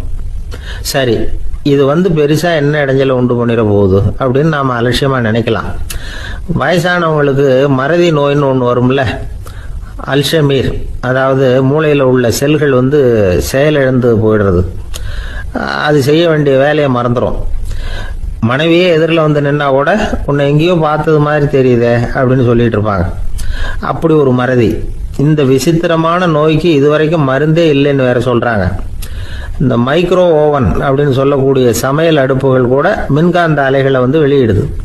சமயத்தில் சில தொழிற்சாலைகளில் கூட பெரிய விபத்துக்களை இந்த இஎம்ஐ உண்டு பண்ணிவிடும். இதை பற்றி தீவிரமாக சிந்திக்க ஆரம்பிச்சதே ஒரு விபத்துக்கு பிறகுதான். அமெரிக்காவுக்கும் வியட்நாமுக்கும் இடையில போர் நடந்தது. அந்த சமயம் அமெரிக்காவுக்கு சொந்தமான விமானம் தாங்கி கப்பல் ஒன்று வியட்நாமை தாக்கிறதுக்கு தயாராக ஏவுகணைகளோட கடல்ல நிறுத்தி வைக்கப்பட்டிருந்தது. தற்செயலாக அந்த பகுதியில் கப்பல் தொலைத்தொடர்பு பகுதிக்கு அருகில் ஊடுருவிய இந்த சக்தி வாய்ந்த ரேடியோ அலைகள் ஏவுகணையில் இருந்த மின்னணு சர்க்கியூட்டை பூர்த்தி செஞ்சு வச்சுட்டுது. அவ்வளவுதான், ஏவுகணை அங்கேயே வெடிச்சு செதறி போச்சு. 130 பேர் அந்த இடத்துலயே உடல் கருகி செத்து போட்டாங்க. ஏகப்பட்ட பொருள்கள் நாசம். இந்த விபத்துக்கான காரணம் என்னங்கிறத உடனடியாக யாராலையும் கண்டுபிடிக்க முடியல. ரொம்பவும் கடுமையாக முயற்சி பண்ணி கடைசியாக கண்டுபிடிச்சாங்க, இது இந்த இஎம்ஐ வேலை தான் அப்படின்னு. மின்னணு தொலைபேசிகள் இருக்கு, இதில் பேசும்பொழுது நம்ம காதை அதாவது செவியை ஊடுருவக்கூடிய மின்காந்த அலையானது மூளைக்கு போய் அங்கே மூளை கட்டிகளை உருவாக்க ஊக்கம் கொடுக்குது அப்படின்னு வேற கண்டுபிடிச்சிருக்கிறாங்க. இந்த இஎம்ஐ ரொம்ப குறைஞ்ச மின்காந்த அழுத்தத்தில் நமக்கு எந்த பாதிப்பையும் ஏற்படுத்துறதில்லை. மின்காந்த அலைகள் அழுத்தத்தோடு இருக்கிற இடங்கள்ல ரொம்ப நேரம் இருந்தோம்னா நம்ம உடம்பின் வெப்பநிலை 2 டிகிரி செல்சியஸ் வரைக்கும் அதிகரிக்குதாம். அதனால வெப்பநிலையை சீராக்கிறதுக்கு இதய துடிப்பும் அதிகரிக்குது. இப்படிலாம் கண்டுபிடிச்சிருக்கிறாங்க. இப்பெல்லாம் இந்த மின்காந்த குறுக்கீடுகளை தடுக்கிறது எப்படி அப்படின்னு விஞ்ஞானிகள் யோசனை செய்ய ஆரம்பிச்சிருக்கிறாங்க. இந்த விஷயத்துல அலட்சியமா இருந்தோம்னா எதிர்காலத்துல நிறைய பேருக்கு இந்த ஞாபக மறதி நோய் வந்துடும். அப்புறம் அது ரொம்ப கஷ்டமா போயிடும். ஒரு குடும்ப தலைவர் தன் மனைவியை பார்த்து, யார் நீ, உன்னை எங்கேயோ பார்த்தது மாதிரி இருக்குதே அப்படின்னு சொல்லிட்டு இருந்தார். உடனடியாக அவரை போய் பார்த்தேன். வாங்க டாக்டர்கிட்ட போகலாம் அப்படின்னு. அவர் என்னை தனியாக அழைச்சிட்டு போய் காதோட காதாக மெதுவாக சொல்கிறார், இதை பாருப்பா, என் கையில் பணம் இல்லாத போகலாம் அப்படி மறதி நோய் வந்துட்டது மாதிரி நடிச்சுக்கிட்டு இருப்பேன், அவ்வளவுதான், அதை நீ கண்டுக்காத அப்படின்னார். ஒரு சின்ன பையன் என்னை தேடிட்டு ஓடி வந்தான். ஒரு கதை சொல்லுங்கன்னா, சொந்தமா எதுவும் தெரியாத என்ன, உங்களுக்கு சொந்தமா எதுவும் தெரியாதுன்னு எனக்கும் தெரியும் அப்படின்னா. இந்த பையன் அடிக்கடி என்கிட்ட கதை கேட்கிறவன், அதனால என்னோட ரகசியம்லாம் அவனுக்கு அத்துப்படி. அதனால தான் அவ்வளவு தெளிவாக அடிச்சு விடுறான். சரி, இப்போ என்ன செய்யலாம்னு, பழைய கதை ஏதாவது ஒன்று சொல்லுங்களேன்னா. உனக்கு கிருஷ்ணதேவராயரை தெரியுமான்னு. அவர்கிட்ட நேரில் பழக்கம் இல்லை, ஆனால் அவரை பற்றி புஸ்தகத்தில் படிச்சிருக்கேன்னா. சரி, இவங்கிட்ட மேற்கொண்டு பேச்சு கொடுத்தா நம்மளை ஒரு மாதிரி ஆக்கி விடுவான் அப்படிங்கிறத யூகம் பண்ணிட்டு அவனை உட்கார வச்சு கடைசி வரைக்கும் குறுக்க பேசக்கூடாது அப்படின்னு ஒரு கண்டிஷனையும் போட்டுட்டு அந்த கதையை சொன்னேன். ஒரு சமயம் கிருஷ்ணதேவராயர் சமஸ்தானத்துக்கு ஒரு பெரிய வித்வான் சேர்ந்தாராம். என்னோட போட்டி போடுறதுக்கு இந்த ஊரில் யாராவது இருக்கீங்களா அப்படின்னு சவால் விட்டாராம். அந்த ஊரில் இருந்த பெரிய பெரிய வித்வான்லாம் இது ஏதுடா வம்பா போச்சுன்னு நினைக்க ஆரம்பிச்சிட்டாங்க. யாரும் அந்த ஆளோட போட்டி போடுறதுக்கு தயாராக இல்லை. எல்லாரும் நடுங்கிக்கிட்டு இருக்கிறாங்க. அந்த நேரத்தில் ஒருத்த மட்டும் தைரியமாக முன்னுக்கு வந்தான். அது யாருன்னா தெனாலிராமன். அந்த சமஸ்தானத்தில் விகட கவி அவன். என்ன அனுப்புங்க போட்டிக்கு, நான் ஜெயிச்சு காட்டுறேன்னா. உனக்கு அவ்வளவு தைரியம் இருக்குதா அப்படின்னு கேட்டாங்க. தைரியம் மட்டும்தான் என்கிட்ட இருக்குது, ஆனால் தைரியம் இருந்தால் அதிர்ஷ்டம் தேடிட்டு வருங்கிறது எனக்கு தெரியும் அப்படின்னா. அடுத்த நாள் போட்டி ஆரம்பமாச்சு. அந்த பெரிய வித்வான் நின்னார். தெனாலிராமன், எதிரில் வந்து நின்னான். அந்த வித்வான் ஒரு விரலை காட்டினார். தெனாலிராமன் பதிலுக்கு 2 விரலை காட்டினான். வித்வான் 3 விரலை காட்டினார். இவன் உடனே 4 விரலை காட்டினான். உடனே 5 விரலை காட்டினார் அவர். தெனாலிராமன் உடனே தன்னுடைய கை முஷ்டியை காட்டினான், கையை மூடி காட்டினான். அவ்வளவுதான். அந்த பெரிய வித்வான் கிருஷ்ணதேவராயர் காலில் விழுந்தார். நான் தோத்துட்டேன், என் தோல்வியை ஒத்துக்கிறேன் அப்படின்னு சொல்லிவிட்டார். கிருஷ்ணதேவராயர் அவரை தனியாக அழைச்சிட்டு போய் என்ன நடந்ததுன்னு விசாரிச்சார். அந்த வித்வான் விளக்கம் கொடுத்தார். ஆண்டவன் ஒருவன் தான் உண்டுங்கிறத விளக்கறதுக்காக நான் ஒரு விரலை காட்டினேன்.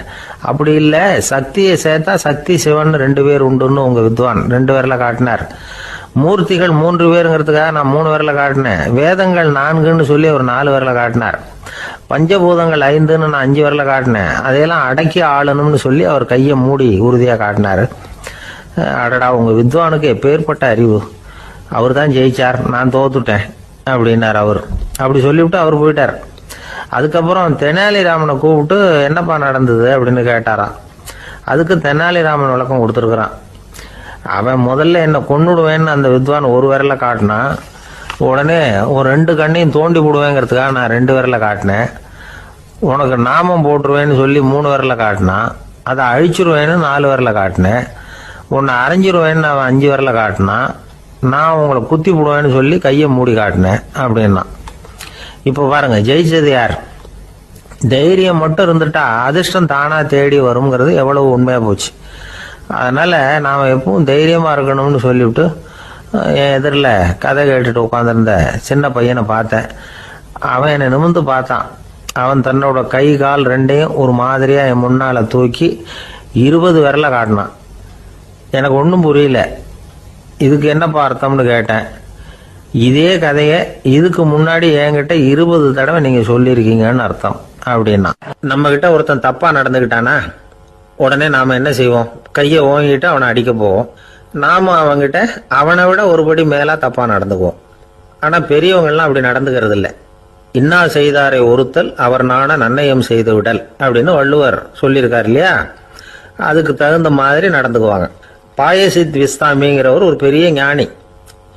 அவர் ஒரு நாள் ராத்திரி ரொம்ப நேரம் மசூதியில் இருந்துட்டு வீட்டுக்கு திரும்பி வந்துகிட்டு இருக்கிறார். வழியில ஒரு குடிகாரன், அவன் கையில ஒரு இசை கருவி, அதை கண்ணா பின்னான்னு மீட்டிக்கிட்டு வாய்க்கு வந்தபடி என்னத்தையோ பாட்டுன்னு நினைச்சுக்கிட்டு பாடிக்கிட்டு அவன் பாட்டுக்கு கிடக்குறான் வழியில.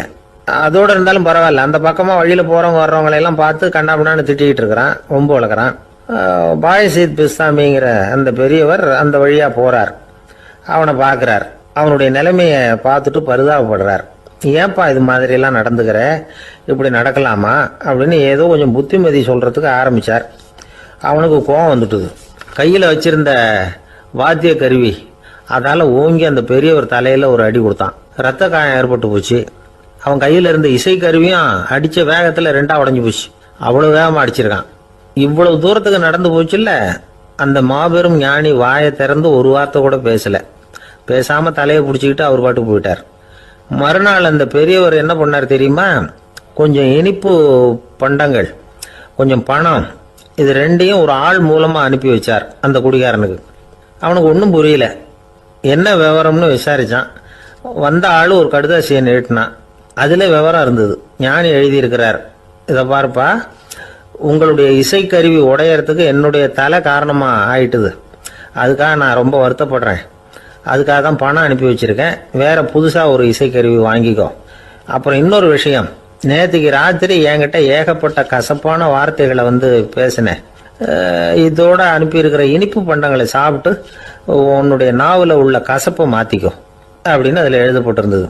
இந்த சமயத்துல அவன் வந்து குடி மயக்கத்துல இல்லை, தெளிஞ்சு போயிருந்த நேரம் இது. அதனால அதை படிச்ச உடனே அவனுக்கு ரொம்ப வெக்கமா போச்சு. தலை குனிஞ்சான், யோசனை பண்ணான். கொஞ்ச நேரத்துல தன்னுடைய நண்பர்கள் சில பேரையும் கூப்பிட்டுக்கிட்டு நேரா அந்த ஞானி இருக்கிற இடத்துக்கு ஓடினான். அவர் காலில் விழுந்தான். அவர்கிட்ட மன்னிப்பு கேட்டுக்கிட்டான். பெரியவங்களே தெரியாம வந்து நான் இந்த பாவ செயலை பண்ணிவிட்டேன், என்னை மன்னிச்சுங்க. உங்களுடைய பொறுமையும் போதனையும் என்னுடைய கண்ணை திறந்துட்டுது. இனிமே நானும் என்னுடைய நண்பர்களும் நல்ல வழியில திருந்தி வாழ போறோம் அப்படின்னா. ஞானி செய்த நன்னயம் குடிகாரனை எப்படி திருத்திருக்கு பாத்தீங்களா? இந்த கதையை கேட்டுட்டு ஒருத்தர் சொன்னார், என் வாழ்க்கையில கூட அப்படி ஒரு சம்பவம் நடந்தது சார். நானும் ஒரு நாள் ராத்திரி ஓவரா குடிச்சிட்டு ஒரு கிட்டாரை வாசிச்சுக்கிட்டு கண்ணாபின்னான்னு உளறிக்கிட்டு திட்டிக்கிட்டு இருந்தேன். அந்த சமயம் அந்த வழியா ஒருத்தர் வந்தார். ஓங்கி தலையில் ஒரே ஒரு அடி, ரத்தம் வந்துட்டுது. அதுக்கப்புறம் என் மனசு தெரிந்துவிட்டுது சார் அப்படின்னார். அப்படியா என்ன ஆச்சரியமா? ஆமாம் சார், அடி விழுந்தது அவர் தலையில் இல்லை, என் தலையில். வந்தவர் என்ன அப்படி அடிச்சுட்டார். மயக்கம் தெளிஞ்சதுக்கு அப்புறம் தான் எனக்கு விவரம் புரிஞ்சுது. அவர் ஒரு போலீஸ்காரர் அப்படின்னார் ரொம்ப சோகமாக. இந்த காலத்து புள்ள ஒருத்தன் தன்னோட அப்பாவை பார்த்து சொன்னான், அப்பா நான் உனக்கு உதவி செய்யலாம்னு நினைக்கிறேன், என்ன உதவி செய்யணும்னு சொல்லு அப்படின்னா. நீ சும்மா இருந்தால் அதுவே எனக்கு செய்கிற பெரிய உதவிடா அப்படின்னார் அப்பா. சும்மா இருக்கிறதும் ஒரு உதவி தான், அது மாதிரி மௌனமும் ஒரு சமூக சேவை தான் அப்படிங்கிறார் காஞ்சி பெரியவர். நமக்கு 5 புலன்கள் இருக்குது, மெய் வாய் கண் மூக்கு செவி. இந்த 5லேயும் அதிகப்படியான வேலை எதுக்குன்னு நினைக்கிறீங்க? வாய்க்கு தான். ஏன்னா அதுக்கு 2 வேலை. இப்போ கண்ணுக்கு பார்க்குறது மட்டும்தான் வேலை, காதுக்கு கேட்குறது மட்டும்தான் வேலை, மூக்குக்கு வாசனை அறியறது தான் வேலை, உடம்புக்கு உணர்றது மட்டும்தான் வேலை. ஆனால் வாய் அப்படி இல்லை, அதுக்கு 2 வேலை. சாப்பிட்றதும் அதுதான், பேசுகிறதும் அதுதான். அதாவது வாய் ஒன்று தான் கர்மேந்திரியமாகவும் இருக்குது, ஞானேந்திரியமாகவும் இருக்குது அப்படின்னு சொல்லுவாங்க. சாப்பாட்டில் உட்காந்தா எந்தெந்த ஆகாரம் என்னென்ன ருசின்னு அறிவிக்கிற வேலையும் செய்யுது. சபையில் உட்காந்தா பாடுறது, பேசுறது, சிரிக்கிறது, இது மாதிரியான வேலையும் செய்யுது. இன்னொரு வித்தியாசம், கண்ணு காது மூக்கெல்லாம் ஸ்ட்ரெயின் பண்ணிட்டு வேலை செய்கிறதில்ல. ஒரு ரோஜா பூவை பார்த்தா உடனே மூக்கு அப்படியும் இப்படியும் அசைய ஆரம்பிக்கிறதில்ல. ஒரு சங்கீதத்தை கேட்ட உடனே காது ஆட ஆரம்பிக்காது. ஆனால் வாய் அப்படி இல்லை, அது பேசினாலும் சரி சாப்பிட்டாலும் சரி அசைஞ்சு தான் ஆகணும். ஆக மற்றதை விட வாய்க்கு வேலை ஜாஸ்தின்னு தெரியுது. சாப்பிட்றது பேசுறது அப்படின்னு 2 காரியம் அதுக்கு. இப்படி 2 காரியம் இருக்கிறதுனால அது 2ஐயும் பாதியாக குறைச்சிக்கணுங்கிறது கடவுள் அபிப்பிராயமாக இருக்கணும் அப்படிங்கிறார் காஞ்சி பெரியவர். ஆனால் இப்போ நாம் அப்படியா நடந்துக்கிறோம்? அதுக்கு நேர்மாறாக நடந்துக்கிறோம். நாம் சாப்பிட்றதும் அதிகம், பேசுகிறதும் அதிகம், 2 வேலையையும் தேவைக்கு அதிகமாகவே செய்கிறோம். வாய் தான் ரொம்ப ஓவர் ஒர்க்குடு. அதுக்கு ஓய்வு கொடுத்தா உடம்பும் நல்லாயிருக்கும், உலகமும் நல்லாயிருக்கும். மௌன விரதம் இருக்கிறதெல்லாம் எதுக்காக நினைக்கிறீங்க? இதுக்காக தான். இந்த காலத்தில் மௌனமாக இருக்கிறவங்கெல்லாம் மகத்தான தொண்டு செய்கிறாங்க அப்படின்னு தான் சொல்லணும். சத்தம் அதிகமாக போய் தான் சவுண்டு பொல்யூஷன் வருது. அது மட்டும் இல்லை, மௌனமாக இருந்தால் சண்டை சச்சரவே வராது. மௌனம் கலக நாஸ்தி. ஆக இதுவும் ஒரு சமூக சேவை தான். நமக்கு தான் வாய் இருக்குதுங்கிறதுக்காக வசமாக சாப்பிட்றதும் தப்பு, வளவளன்னு பேசுகிறதும் தப்பு. ஒரு கருத்தை சொல்கிறதுக்கு ஒரே ஒரு சொல்லு போதும் அப்படின்னு இருக்கும்பொழுது 2 சொற்களை செலவு பண்ணாதே. எவ்வளவு சொன்னாலும் அதனால் ஒரு பயனும் விளையாது அப்படின்னு தெரிய வருமேயானால் அந்த ஒரு சொல்லையும் விரயம் பண்ணாதே அப்படிங்கிறார் ஒரு அறிஞர். எல்லா குணங்கள்லேயும் மௌனம்தான் சிறந்தது அப்படிங்கிறார் ஒருத்தர். மௌனமாக இருக்கிறது மூலமாக மற்றவர்கள் குறைகளை நம்மளால் தெரிஞ்சிக்க முடியும். அதே சமயத்தில் நம்மகிட்ட இருக்கிற குறைகளை மற்றவங்களுக்கு தெரியாமல் மறைச்சிக்கவும் முடியுங்கிறார் அவர். உண்மைதானே? ஒரு பெரிய மேடை பேச்சாளர், பொது வாழ்க்கையில் 25 வருஷ காலமாக ஈடுபட்டிருக்கிறவர். அவர் மனைவி ஒரு நாள் சொன்னாங்க, எங்கள் வீட்டுக்காரர் 25 வருஷ காலமாக பொது வாழ்வில் ஈடுபட்டிருந்தா கூட இந்த மாதம் 10ஆம் தேதியிலேருந்து தான் மக்களுக்கு சேவை செய்ய ஆரம்பிச்சிருக்கார் அப்படின்னு நாங்கள் ரொம்ப பெருமையாக. 10ஆம் தேதிக்கு அப்படி என்ன விசேஷம் அப்படின்னு கேட்டோம். அன்னையிலேருந்து தான் அவர் மேடையில் பேசுகிறத நிறுத்தினார் அப்படின்னாங்க அந்த அம்மா. கணவன் மனைவி அன்பாக இருக்கணும், ஒருத்தர் நல்லா புரிஞ்சுக்கணும், விட்டு கொடுக்குற மனப்பான்மை வேணும். அதுதான் ஒரு நல்ல குடும்பம். இன்றைக்கி பல குடும்பங்களில் அர்த்தமில்லாத சண்டைகள் தான் அதிகம். கிராமப்புறங்களில் வேடிக்கையாக ஒரு கதை சொல்லுவாங்க. ஒரு ஊரில் ஒரு ஆள் இருந்தான், வேலை வெட்டி இல்லாமல் சும்மாவே இருந்தான். அவனுக்கு கல்யாணம் பண்ணி வச்சாங்களாம். மனைவி சேர்ந்தா, சும்மாவே உட்காந்துருக்கிறியே, ஏதாவது சம்பாதிக்கிற வழியை பாரு அப்படின்ட்டுருக்கா. அதுக்கு தான் யோசனை பண்ணிகிட்டு இருக்கிறேன், ஒரு அருமையான ஐடியா அப்படின்னு நானா. என்ன அது சொல்லு அப்படின்ட்டுருக்கா. அவ ஒரு ஆட்டுக்குட்டி வாங்க போகிறேன்ருக்கான். அதை வாங்கி என்ன பண்ண போகிறேன்னா, அந்த குட்டி வளரும், பெருசாகும், அதுக்கப்புறம் அது நிறைய குட்டி போடும் அப்படின்ட்டுருக்கான். சரி, அப்புறம் என்ன, அதையெல்லாம் சந்தையில் கொண்டுட்டு போய் விற்றுவிட்டு அந்த காசுக்கு ஒரு எருவு மாடு வாங்கலாம். சரி, அது எதுக்கு? எருவு மாடு நிறைய பால் கொடுக்கும், அதை கொண்டுகிட்டு போய் பால் பண்ணையில் கொடுப்பேன், அல்லது நானே விற்றுருவேன், கை நிறைய காசு கிடைக்கும். அதுக்கப்புறம் ஒரு பசுமாடு வாங்குவேன், பாலையும் விற்கலாம், நாமளும் காய் போட்டு சாப்பிட்லாம், இப்படிலாம் சொல்லியிருக்கான். அப்போ அந்த பொண்ணு சொல்லிச்சான், அடுத்த தெருவில் இருக்கிற எங்கள் அம்மா வீட்டுக்கும் கொஞ்சம் பால் கொடுத்து அனுப்பலாம் அப்படின்ட்டுருக்கா அந்த பொண்ணு. இந்த இடத்துல கணவனுக்கு கோவம் வந்துட்டுது. அது எப்படி உங்கள் அம்மா வீட்டுக்கு எதுக்கு கொடுக்கணும், அதெல்லாம் முடியாதுன்றிருக்கான். இந்த இடத்துல சண்டை ஆரம்பமாயிட்டுது. கொஞ்ச நேரத்தில் 2 பேரும் சத்தம் போட ஆரம்பிச்சிட்டாங்க. கடுமையான சண்டை நடக்கிறத பக்கத்து வீட்டுக்காரன் காதில் வாங்கினான். அவன் ஓடியாந்தான். அவனுக்கு தெரியும் வாங்காத மாட்டுக்காக இப்படி சண்டை போட்டுக்கிட்டு இருக்கிறாங்கங்கிறது அவனுக்கு புரியும். அவன் ஓடி வந்து சொன்னான், ஏண்டா உன்னோட பசுமாட்டை ஒழுங்காக கட்டி போடக்கூடாதான்னு இருக்கான். என்னடா சொல்கிறேன்னா இவன், உன் மாடு என் தோட்டத்தில் வந்து மேய்ஞ்சுட்டுது, பயிரெலாம் நாசமாயிட்டுது, 10,000 ரூபா அளவுக்கு சேதம், அதை வாங்கிட்டு போகிறதுக்கு தான் வந்தேன், குடுறா 10,000 நானா. இவன் அரண்டு போயிட்டான். அப்புறம் சொன்னான், டே நான் இன்னும் மாடே வாங்கலையே, அதுக்குள்ளே அது வந்து எப்படிடா உன் தோட்டத்தில் மேயும், என்னடா உளர்றேன்னு இருக்கான். நீ தாண்டா இப்போ உளறிக்கிட்டு இருக்க, மாடே வாங்கலை, அதுக்குள்ளே எப்படிடா வந்து உன்னுடைய மனைவி அவங்க அம்மா வீட்டுக்கு பால் கொடுத்து அனுப்ப முடியும் அப்படின்னு அவன் கேட்டானா. நம்மளால இப்போ தான் புத்தி வந்துதான். அர்த்தமே இல்லாத சண்டை போட்டுக்கிட்டு இருக்கிறோம் அப்படிங்கிறத அவன் புரிஞ்சுக்கிட்டானான். இது நம்ம முன்னோர்கள் சொல்லியிருக்கிற ஒரு கதை. சண்டையில் தான் அர்த்தம் இல்லையே தவிர கதையில் அர்த்தம் உண்டு. அதாவது இல்லாத விஷயங்களுக்காக சண்டை போட்டுக்கிட்டு இல்லறத்தை வீணாக்கிக்கிட்டு இருக்கிற மனிதர்கள் இன்றைக்கு நிறைய பேர் இருக்கிறாங்க. ஒருத்தன் தன்னுடைய மனைவியை பற்றி மாமனார்கிட்ட புகார் சொன்னானா, மாமா உங்க பொண்ணு அர்த்தமில்லாத சண்டை போடுறா, எதுக்கு எடுத்தாலும் எடுத்தெறிஞ்சு பேசுறா அப்படின்ட்டுருக்கான். நீ எப்படி மாப்பிள்ளை அதை சமாளிக்கிற அப்படின்னு கேட்டிருக்காரு அவரு. அவ எடுத்தெறியறது என் மேலே படாமல் ஒதுங்கி நின்னுக்கிறேன் அப்படின்னு நானா. இவன் இருட்ட கண்டா பயம் உண்டாவதே அது ஏன், இப்படி ஒரு கேள்வியை ஒரு பெரியவர்கிட்ட கேட்டாங்க. அதுக்கு அவர் பதில் சொல்றார், மனிதனுடைய ஆதிகால வாழ்க்கையில தொற்றி கொண்ட பயம் இது வந்து வேரூன்றி இருக்குது, இன்னமும் போகல. 50,000 வருஷங்களுக்கு முன்னாடி மனுஷன் வந்து குகைகள்ல வாழ்ந்தான். பகல்ல பயம் இருக்காது, ராத்திரியில மிருகங்கள் தாக்கும் கொல்லும், நிம்மதியா தூங்க கூட முடியாது. அதனால இந்த மனுஷனுக்கு இரவுன்னா மரணம் பயம் அப்படின்னு பழகி போச்சு. மனிதர்களுடைய எல்லா மனசையும் சேர்த்து மொத்தமா ஒரு மனசு உண்டு. மனிதர்களுடைய நினைவு இந்த மொத்த மனசுல பதிஞ்சிருக்கு, பரவுது. இந்த மொத்த மனசுல இருட்டு பற்றிய பயம் வந்து பதிந்து நீடிக்குது அப்படிங்கிறார் அவர். இந்த காலத்துல இரவை வந்து பகலாக்கிறதுக்கு எவ்வளவோ விளக்குகள்லாம் வந்தாச்சு. ராத்திரியிலேயும் மிருகங்கள் வந்து தாக்குங்கிற நிலைமை இல்லை. பாதுகாப்பான வீடுகள் விலங்குகளும் விலகி போயிட்டு, விலங்குகள்லாம் விலகி போயிட்டு, வீடுகளும் பாதுகாப்பா இருக்குது. சரி, இருந்தாலும் அந்த பழங்கால பயம் வந்து இருட்டு பயம் இன்னமும் மனுஷனை விட்டு போகல. இன்னொரு விஷயம் என்னன்னா, இருட்டில இருந்து வெளிச்சத்துக்கு வராத மனிதர்கள் இன்னைக்கு அதிகம். ஒரு ஆளு ஆத்துக்கு மீன் பிடிக்கிறதுக்காக போனான், இன்னும் விடியல, அதுக்குள்ள வலையை எடுத்துட்டு கிளம்பி போயிட்டான். வெளிச்சம் வர்றதுக்கு முன்னாடியே போய் சேர்ந்துட்டான். விடிகிற வரைக்கும் என்ன பண்றது, சும்மா கரையிலேயே உட்காந்து காலாட்டிக்கிட்டு இருக்கிறான். காலில் ஏதோ ஒரு சின்ன மூட்டை தட்டுப்பட்டுது. இருட்டில் அது என்னன்னு சரியா தெரியல. மூட்டைக்குள்ள சின்ன சின்ன கல்லா நிறைஞ்சி இருக்குது. சும்மா பொழுது போகணுமேங்கிறதுக்காக இவன் அந்த மூட்டைக்குள்ள இருந்து ஒவ்வொரு கல்லா எடுத்து ஆத்துல வீசிக்கிட்டு இருக்கிறான். விடிகிற வரைக்கும் வேற வேலை இல்லைங்கிறதுனால இப்படி செஞ்சுக்கிட்டே உட்காந்துருக்கிறான். கிழக்க மெதுவா வெளிச்சம் தெரிய ஆரம்பிச்சது, பொழுது விடியறதுக்கான அறிகுறி. இதுக்குள்ள அந்த மூட்டையில இருந்த எல்லா கல்லையும் எடுத்து வீசி எறிஞ்சுட்டான். கடைசியா ஒரே ஒரு கல் மட்டும்தான் கையில பாக்கி இருந்தது. வெளிச்சம் வந்ததும் அந்த கல்லை பார்த்தான், அப்படியே திகைச்சு போயிட்டான். அடடா, இது வரைக்கும் தெரியாம தப்பு பண்ணிட்டோமே அப்படின்னு நினைச்சான். ஏன் தெரியுமா, அவன் கையில இருந்தது வெறும் கல் இல்ல, விலை வசந்த ரத்தன கல். அது இருட்டுல என்னன்னு புரியாததுனால மூட்டையில இருந்த எல்லா ரத்தன கல்லையும் ஆத்துல வீசி எறிஞ்சிருக்கிறான். இப்போ அவனுக்கு அழுகே வந்துடும் போல இருந்தது. வாழ்க்கையை வந்து வசதி ஆக்கிக்கிறதுக்கான வாய்ப்பு அவனுக்கு இருந்தது, இருந்தாலும் இருட்டுல அதை இழந்துட்டான்.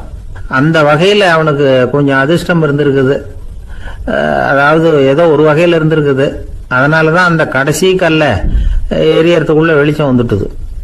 பல பேருக்கு அந்த அளவு கூட அதிர்ஷ்டம் வர்றது இல்லை. எல்லாத்தையும் வீசினதுக்கு அப்புறம் தான் வெளிச்சம் வரும். என்னன்னு விவரம் தெரியாமலே எழுந்திரிச்சு வந்துருவாங்க. வாழ்க்கைங்கிறது ஒரு பெரிய புதையல். அதை புரிஞ்சிக்காம வந்து மனுஷன் வந்து அதை வீசி எரிஞ்சுக்கிட்டு இருக்கான் அப்படிங்கிறது தான் பெரியவங்க கருத்து. சில பேருக்கு புரிஞ்சுக்கிற நேரம் வரும், அதுக்குள்ள வாழ்நாள்லாம் ஓடி போயிருக்கும். அதுக்கப்புறம் என்ன பண்றது? நம்மால் ஒருத்தன் கையில ஒரு சின்ன பையோட வந்துகிட்டு இருந்தான். பை உள்ள ஏகப்பட்ட நகைகள், ரத்தன கல் எல்லாம் இருக்கு. வந்துகிட்டு இருந்தவன் திடீர்னு அந்த பையை அப்படியே ஒரு குளத்துல வீசி எறிஞ்சுட்டான். மகான்கள் தான் இப்படி பற்று இல்லாம இருப்பாங்க. என்னங்க இது, விலை மதிப்புள்ள அந்த பையை இப்படி குளத்துல வீசி எறிஞ்சுட்டீங்களே, இதுக்கு என்ன அர்த்தம் அப்படின்னு கேட்டார் அவன் கூட வந்தவர். அவன் மெதுவா இவர் காதோட காதா சொல்றான், ஒரு போலீஸ்காரர் பின்னாடி வந்துகிட்டு இருக்கிறார், அவர் போனதுக்கு அப்புறம் இதை எடுத்துக்குவேன் அப்படிங்கிறான். ஒரு நாள் ராமர் அரசவையில் உட்கார்ந்துருக்கிறார். ராமராஜ்யம் நடந்துகிட்டு இருந்த நேரம். அந்த சமயத்தில் ஒரு நாய் வந்து அரச சபைக்கு வந்துதான். அது தலையில் அடிபட்டு ரத்தம். அந்த கோலத்தில் அது அங்கே வந்தது. எல்லாரும் ஆச்சரியமாக அதை பார்த்தாங்க. ராமரும் அந்த நாயை பார்த்தார். நீங்கள் வந்த காரியம் என்ன, என்ன நடந்தது, எதுவாக இருந்தாலும் பயப்படாமல் சொல்லு அப்படின்னார். உடனே அந்த நாய் மெதுவாக சொல்ல ஆரம்பிச்சுதான். ஐயா, நான் தெருவில் போய்கிட்டு இருந்தேன். வழியில் ஒருத்தர் வந்தார். அவர் வேத சாஸ்திரம்லாம் படித்த பெரியவர். அவர் எந்த காரணமும் இல்லாமல் அவர் கையில் வச்சிருந்த குச்சியால் என் தலையில் அடிச்சுட்டார். அதுதான் தலையில் ரத்தம். இதை நீங்கள் விசாரித்து தகுந்த தீர்ப்பு வழங்கணும் அப்படின்னு தான் அந்த நாய். ராமர் பார்த்தார். உடனே தன்னுடைய காவலர்களை அனுப்புனார். அந்த ஆளை எங்கே இருந்தாலும் போய் கொண்டுகிட்டு வாங்க அப்படின்னு விட்டார். காவலர்கள் போனாங்க. அந்த ஆளை பிடிச்சி கொண்டு வந்துட்டாங்க. அரண்மனைக்கு வா அப்படின்னு சொல்லி கூப்பிட்டுட்டு வந்துட்டாங்க. என்ன நடந்ததுன்னு விசாரித்தார் ராமர். அதுக்கு அந்த ஆள் சொன்னார், நான் வீதி வழியாக வந்துக்கிட்டு இருந்தேன். குறுக்க இந்த நாய் வந்தது. நான் அவசரமாக போய்கிட்டு இருந்தேன். இது எனக்கு வழி விடாமல் குறுக்க பூந்து இடைஞ்சல் பண்ணிச்சு. எனக்கு கோபம் வந்துட்டுது. அதனால் அடிச்சுட்டேன். வேத சாஸ்திரம் படித்த நான் என் வசம் இழந்து கோபப்பட்டது பெரிய தப்பு தான். அதை நான் ஒத்துக்கிறேன். குற்றத்தை ஒப்புக்கொள்கிறேன். எனக்கு என்ன தண்டனை கொடுக்கணுமோ அதை கொடுங்க, ஏற்றுக்கிறேன் அப்படின்னு விட்டார். சரி, இப்போ அந்த ஆளுக்கு தண்டனை கொடுக்கணும். என்ன தண்டனை கொடுக்கறது யோசனை பண்ணார் ராமர். அதையும் அந்த நாய்கிட்டே கேட்டார். நீயே சொல்லு, என்ன தண்டனை கொடுக்கலாம் இவருக்கு அப்படின்னார். இதுக்கு அந்த நாய் என்ன சொல்லிச்சு தெரியுமா?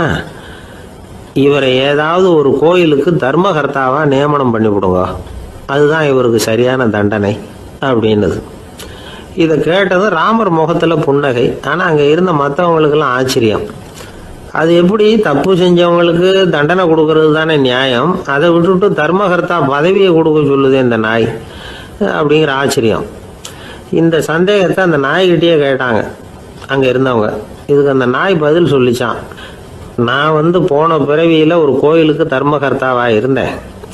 எவ்வளவோ கவனமாக எச்சரிக்கையாக தான் என்னுடைய கடமைகளை எல்லாம் செஞ்சுக்கிட்டு வந்தேன். அப்படி இருந்தாலும் சில சமயங்களில் என்னையும் மீறி கோயில் செல்வத்தை நான் அனுபவிக்கிறதுக்கு காரணமாயிட்டேன். ஒரு கோவிலுக்கு தர்மகர்த்தாவாக இருக்கிறவங்க எப்படியும் இந்த பாவத்திலேருந்து தப்பிக்கிறது கஷ்டம். அதனால தான் நான் இந்த பிறவியில் நாயாக பிறந்து இப்படி கஷ்டப்படுறேன். இதே நிலைமை இந்த ஆளுக்கும் ஏற்படணும் அப்படிங்கிறதுக்காக தான் அவரையும் ஒரு கோயிலுக்கு தர்மகர்த்தாவை நியமிக்கும்படி கேட்டுக்கிட்டேன் அப்படின்னு தான் இந்த நாய். இதிலேருந்து என்ன தெரியுது?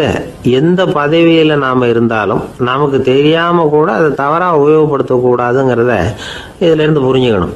இல்லைன்னா அடுத்த பிறவியில் நாயாக பிறந்து எங்கேயாவது போய் வாலாட்டிட்டு நிற்க வேண்டியது தான். கோவில் வாசலில் 2 நாய் பேசிக்கிட்டு இருந்துதான். போன ஜென்மத்தில் நான் மனுஷனாக தான் இருந்தேன். ஒரு கோவில் பூசாரி பேச்சை கேட்டுவிட்டு அவரோட கூட்டு சேர்ந்துக்கிட்டு ஆண்டவன் போட்டிருந்த நகையெல்லாம் அபகரித்து என்கிட்ட கொடுத்தாரு அவர். நான் எடுத்துகிட்டு வந்துட்டேன். திருடினது அந்த ஆள் தான், எடுத்துக்கிட்டு வந்தது தான் நான். இருந்தாலும் நான் மட்டும் நாயாக பிறந்துட்டேன். இப்போ மட்டும் அந்த பூசாரி என்கிட்ட மாட்டினா கடித்து குதறி விடுவேன் அப்படின்னு தான். அவசரப்பட்டு அப்படி செஞ்சுடாதே. பதிலுக்கு அவரும் உன்னை திருப்பி கடித்தாலும் கடிச்சிருவார். ஏன்னா அவரும் இப்போ ஒரு நாயாக தான் பிறந்திருக்கிறார் அப்படின்னு தான் இன்னொன்று. அது எப்படி உனக்கு தெரியும்னு தான் இது. நான் தானே அது அப்படின்னு தான் அந்த நாய். ஒரு பெரியவர்கிட்ட பேசிக்கிட்டு இருந்தேன். அவர் என்கிட்ட ஒரு கேள்வி கேட்டார். திருடர்கள் எத்தனை வகை தெரியுமா உனக்கு அப்படின்னார். இதுதான் அவர் கேட்ட கேள்வி. எதுக்காக என்ன பார்த்து அந்த கேள்வி கேட்டாரு தெரியல. இருந்தாலும் நான் அவருக்கு பதில் சொன்னேன். திருடர்களில் எத்தனையோ வகை உண்டுங்க. கார் திருடன், சைக்கிள் திருடன், முகமூடி திருடன், எப்படி சொல்லிகிட்டே போகலாம். இருந்தாலும் என்னுடைய சிற்றறிவுக்கு எட்டின வரையில் திருடர்களை 2 வகையாக பிரிக்கலாம் அப்படின்னு நினைக்கிறேன். ஒன்று ராத்திரியில் திருடுற திருடன், இன்னொருத்தன் பகலில் திருடுற திருடன். அதாவது பகல் திருடன், ராத்திரி திருடன் அப்படின்னு பெரியவர் சிரிச்சார். என்ன சிரிக்கிறீங்களே? என்ன கள்வர்கள் 4 வகை அப்படின்னு ஆரம்பித்தார். எப்படின்னு கேட்டேன். சாப்பாட்டுக்கு இல்லாமல் திருடுறாங்க பாருங்க, அது ஒரு வகையான். சாப்பாட்டுக்கு இருந்தும் திருடுறாங்க பாருங்க, அது ஒரு வகையான். இதை தவிர இன்னும் ஒரு 2 வகை திருட்டு உண்டு. அது என்னன்னா, ஆண்டவன் கிட்ட இருந்து நாம திருடுற திருட்டு. இன்னொன்னு என்னன்னா, நம்ம கிட்ட இருந்து ஆண்டவன் திருடுற திருட்டு அப்படின்னார். எனக்கு ஒன்றும் புரியல. என்ன சார் இது, ஆண்டவனையே திருடன்னு சொல்றீங்களே அப்படின்னு ஆச்சரியமா. ஆமாங்க, ஆண்டவனை கள்வன்னு சொல்றது இல்லையா? காஞ்சிபுரத்துக்கு பக்கத்தில் திருக்கார்வனம் அப்படின்னு ஒரு ஊர் இருக்கு. அங்கே உள்ள பெருமாளுக்கு கள்வர்னு தான் பேர். அது மட்டும் இல்லை, திருமங்கை ஆழ்வார் தம்முடைய திரு நெடுந்தாண்டகத்தில் கார் வனத்துள்ளாய் கல்வா அப்படின்னு தான் அழைக்கிறார். அப்படின்னு நிறைய உதாரணம்லாம் சொல்ல ஆரம்பித்தார். அதுக்கப்புறம் அவர்கிட்ட பேசி நான் புரிஞ்சுக்கிட்ட விவரங்களை தான் நான் இப்போ உங்ககிட்ட சொல்ல போகிறது. அதாவது அவர் சொன்ன முதல் வகை திருடர்கள் சாப்பாட்டுக்கு இல்லாமல் திருடுறவங்க. இவங்களை திருத்தி விடலாம். சாப்பாட்டுக்கு இருந்தும் பணம் சேர்க்கணுங்கிற ஆசையால் பொய் கணக்கெல்லாம் எழுதுறாங்க பாருங்க, அவங்க தான் ரெண்டாவது வகை. மூணாவது வகை திருட்டு தான் மிகப்பெரிய திருட்டு. இறைவனுக்கு சொந்தமானதை நம்முடையதுன்னு நினைக்கிற திருட்டு. எது இறைவனுக்கு சொந்தமானது அப்படின்னா ஆத்மா. பகவானுக்கு சொந்தமான ஆத்மாவை நம்முடையதுன்னு நினைக்கிறது தான் அந்த மாபெரும் திருட்டு. இதுக்கு பேர் தான் ஆத்மாபகாரமா. சரி, இதுக்கு பரிகாரம் என்ன? எல்லாம் இறைவனுடையது, நமக்கு ஒன்றும் இல்லை அப்படின்னு நினைக்கிறது தான் இதுக்கு பரிகாரம். இதெல்லாம் இருக்கட்டும். நாலாவது திருட்டு ஒன்று சொன்னோம்ல, ஆண்டவன் நம்மகிட்ட இருந்து திருடுறது. அது எப்படி? ஆண்டவனை கல்வன்னு சொல்றாங்க, அது சரி. அவர் என்னத்தை திருடினார்? இப்போ இன்னொருத்தருக்கு சொந்தமான ஒன்றை எடுத்து வச்சுக்கிறது தான் கள்ளத்தனம். ஆனா ஆண்டவன் எடுத்துக்கிட்டோம்னா இருக்கிறது எல்லாமே அவனுக்கு சொந்தம். அப்படி இருக்கிறப்போ அவரை எப்படி கல்வன்னு சொல்றது?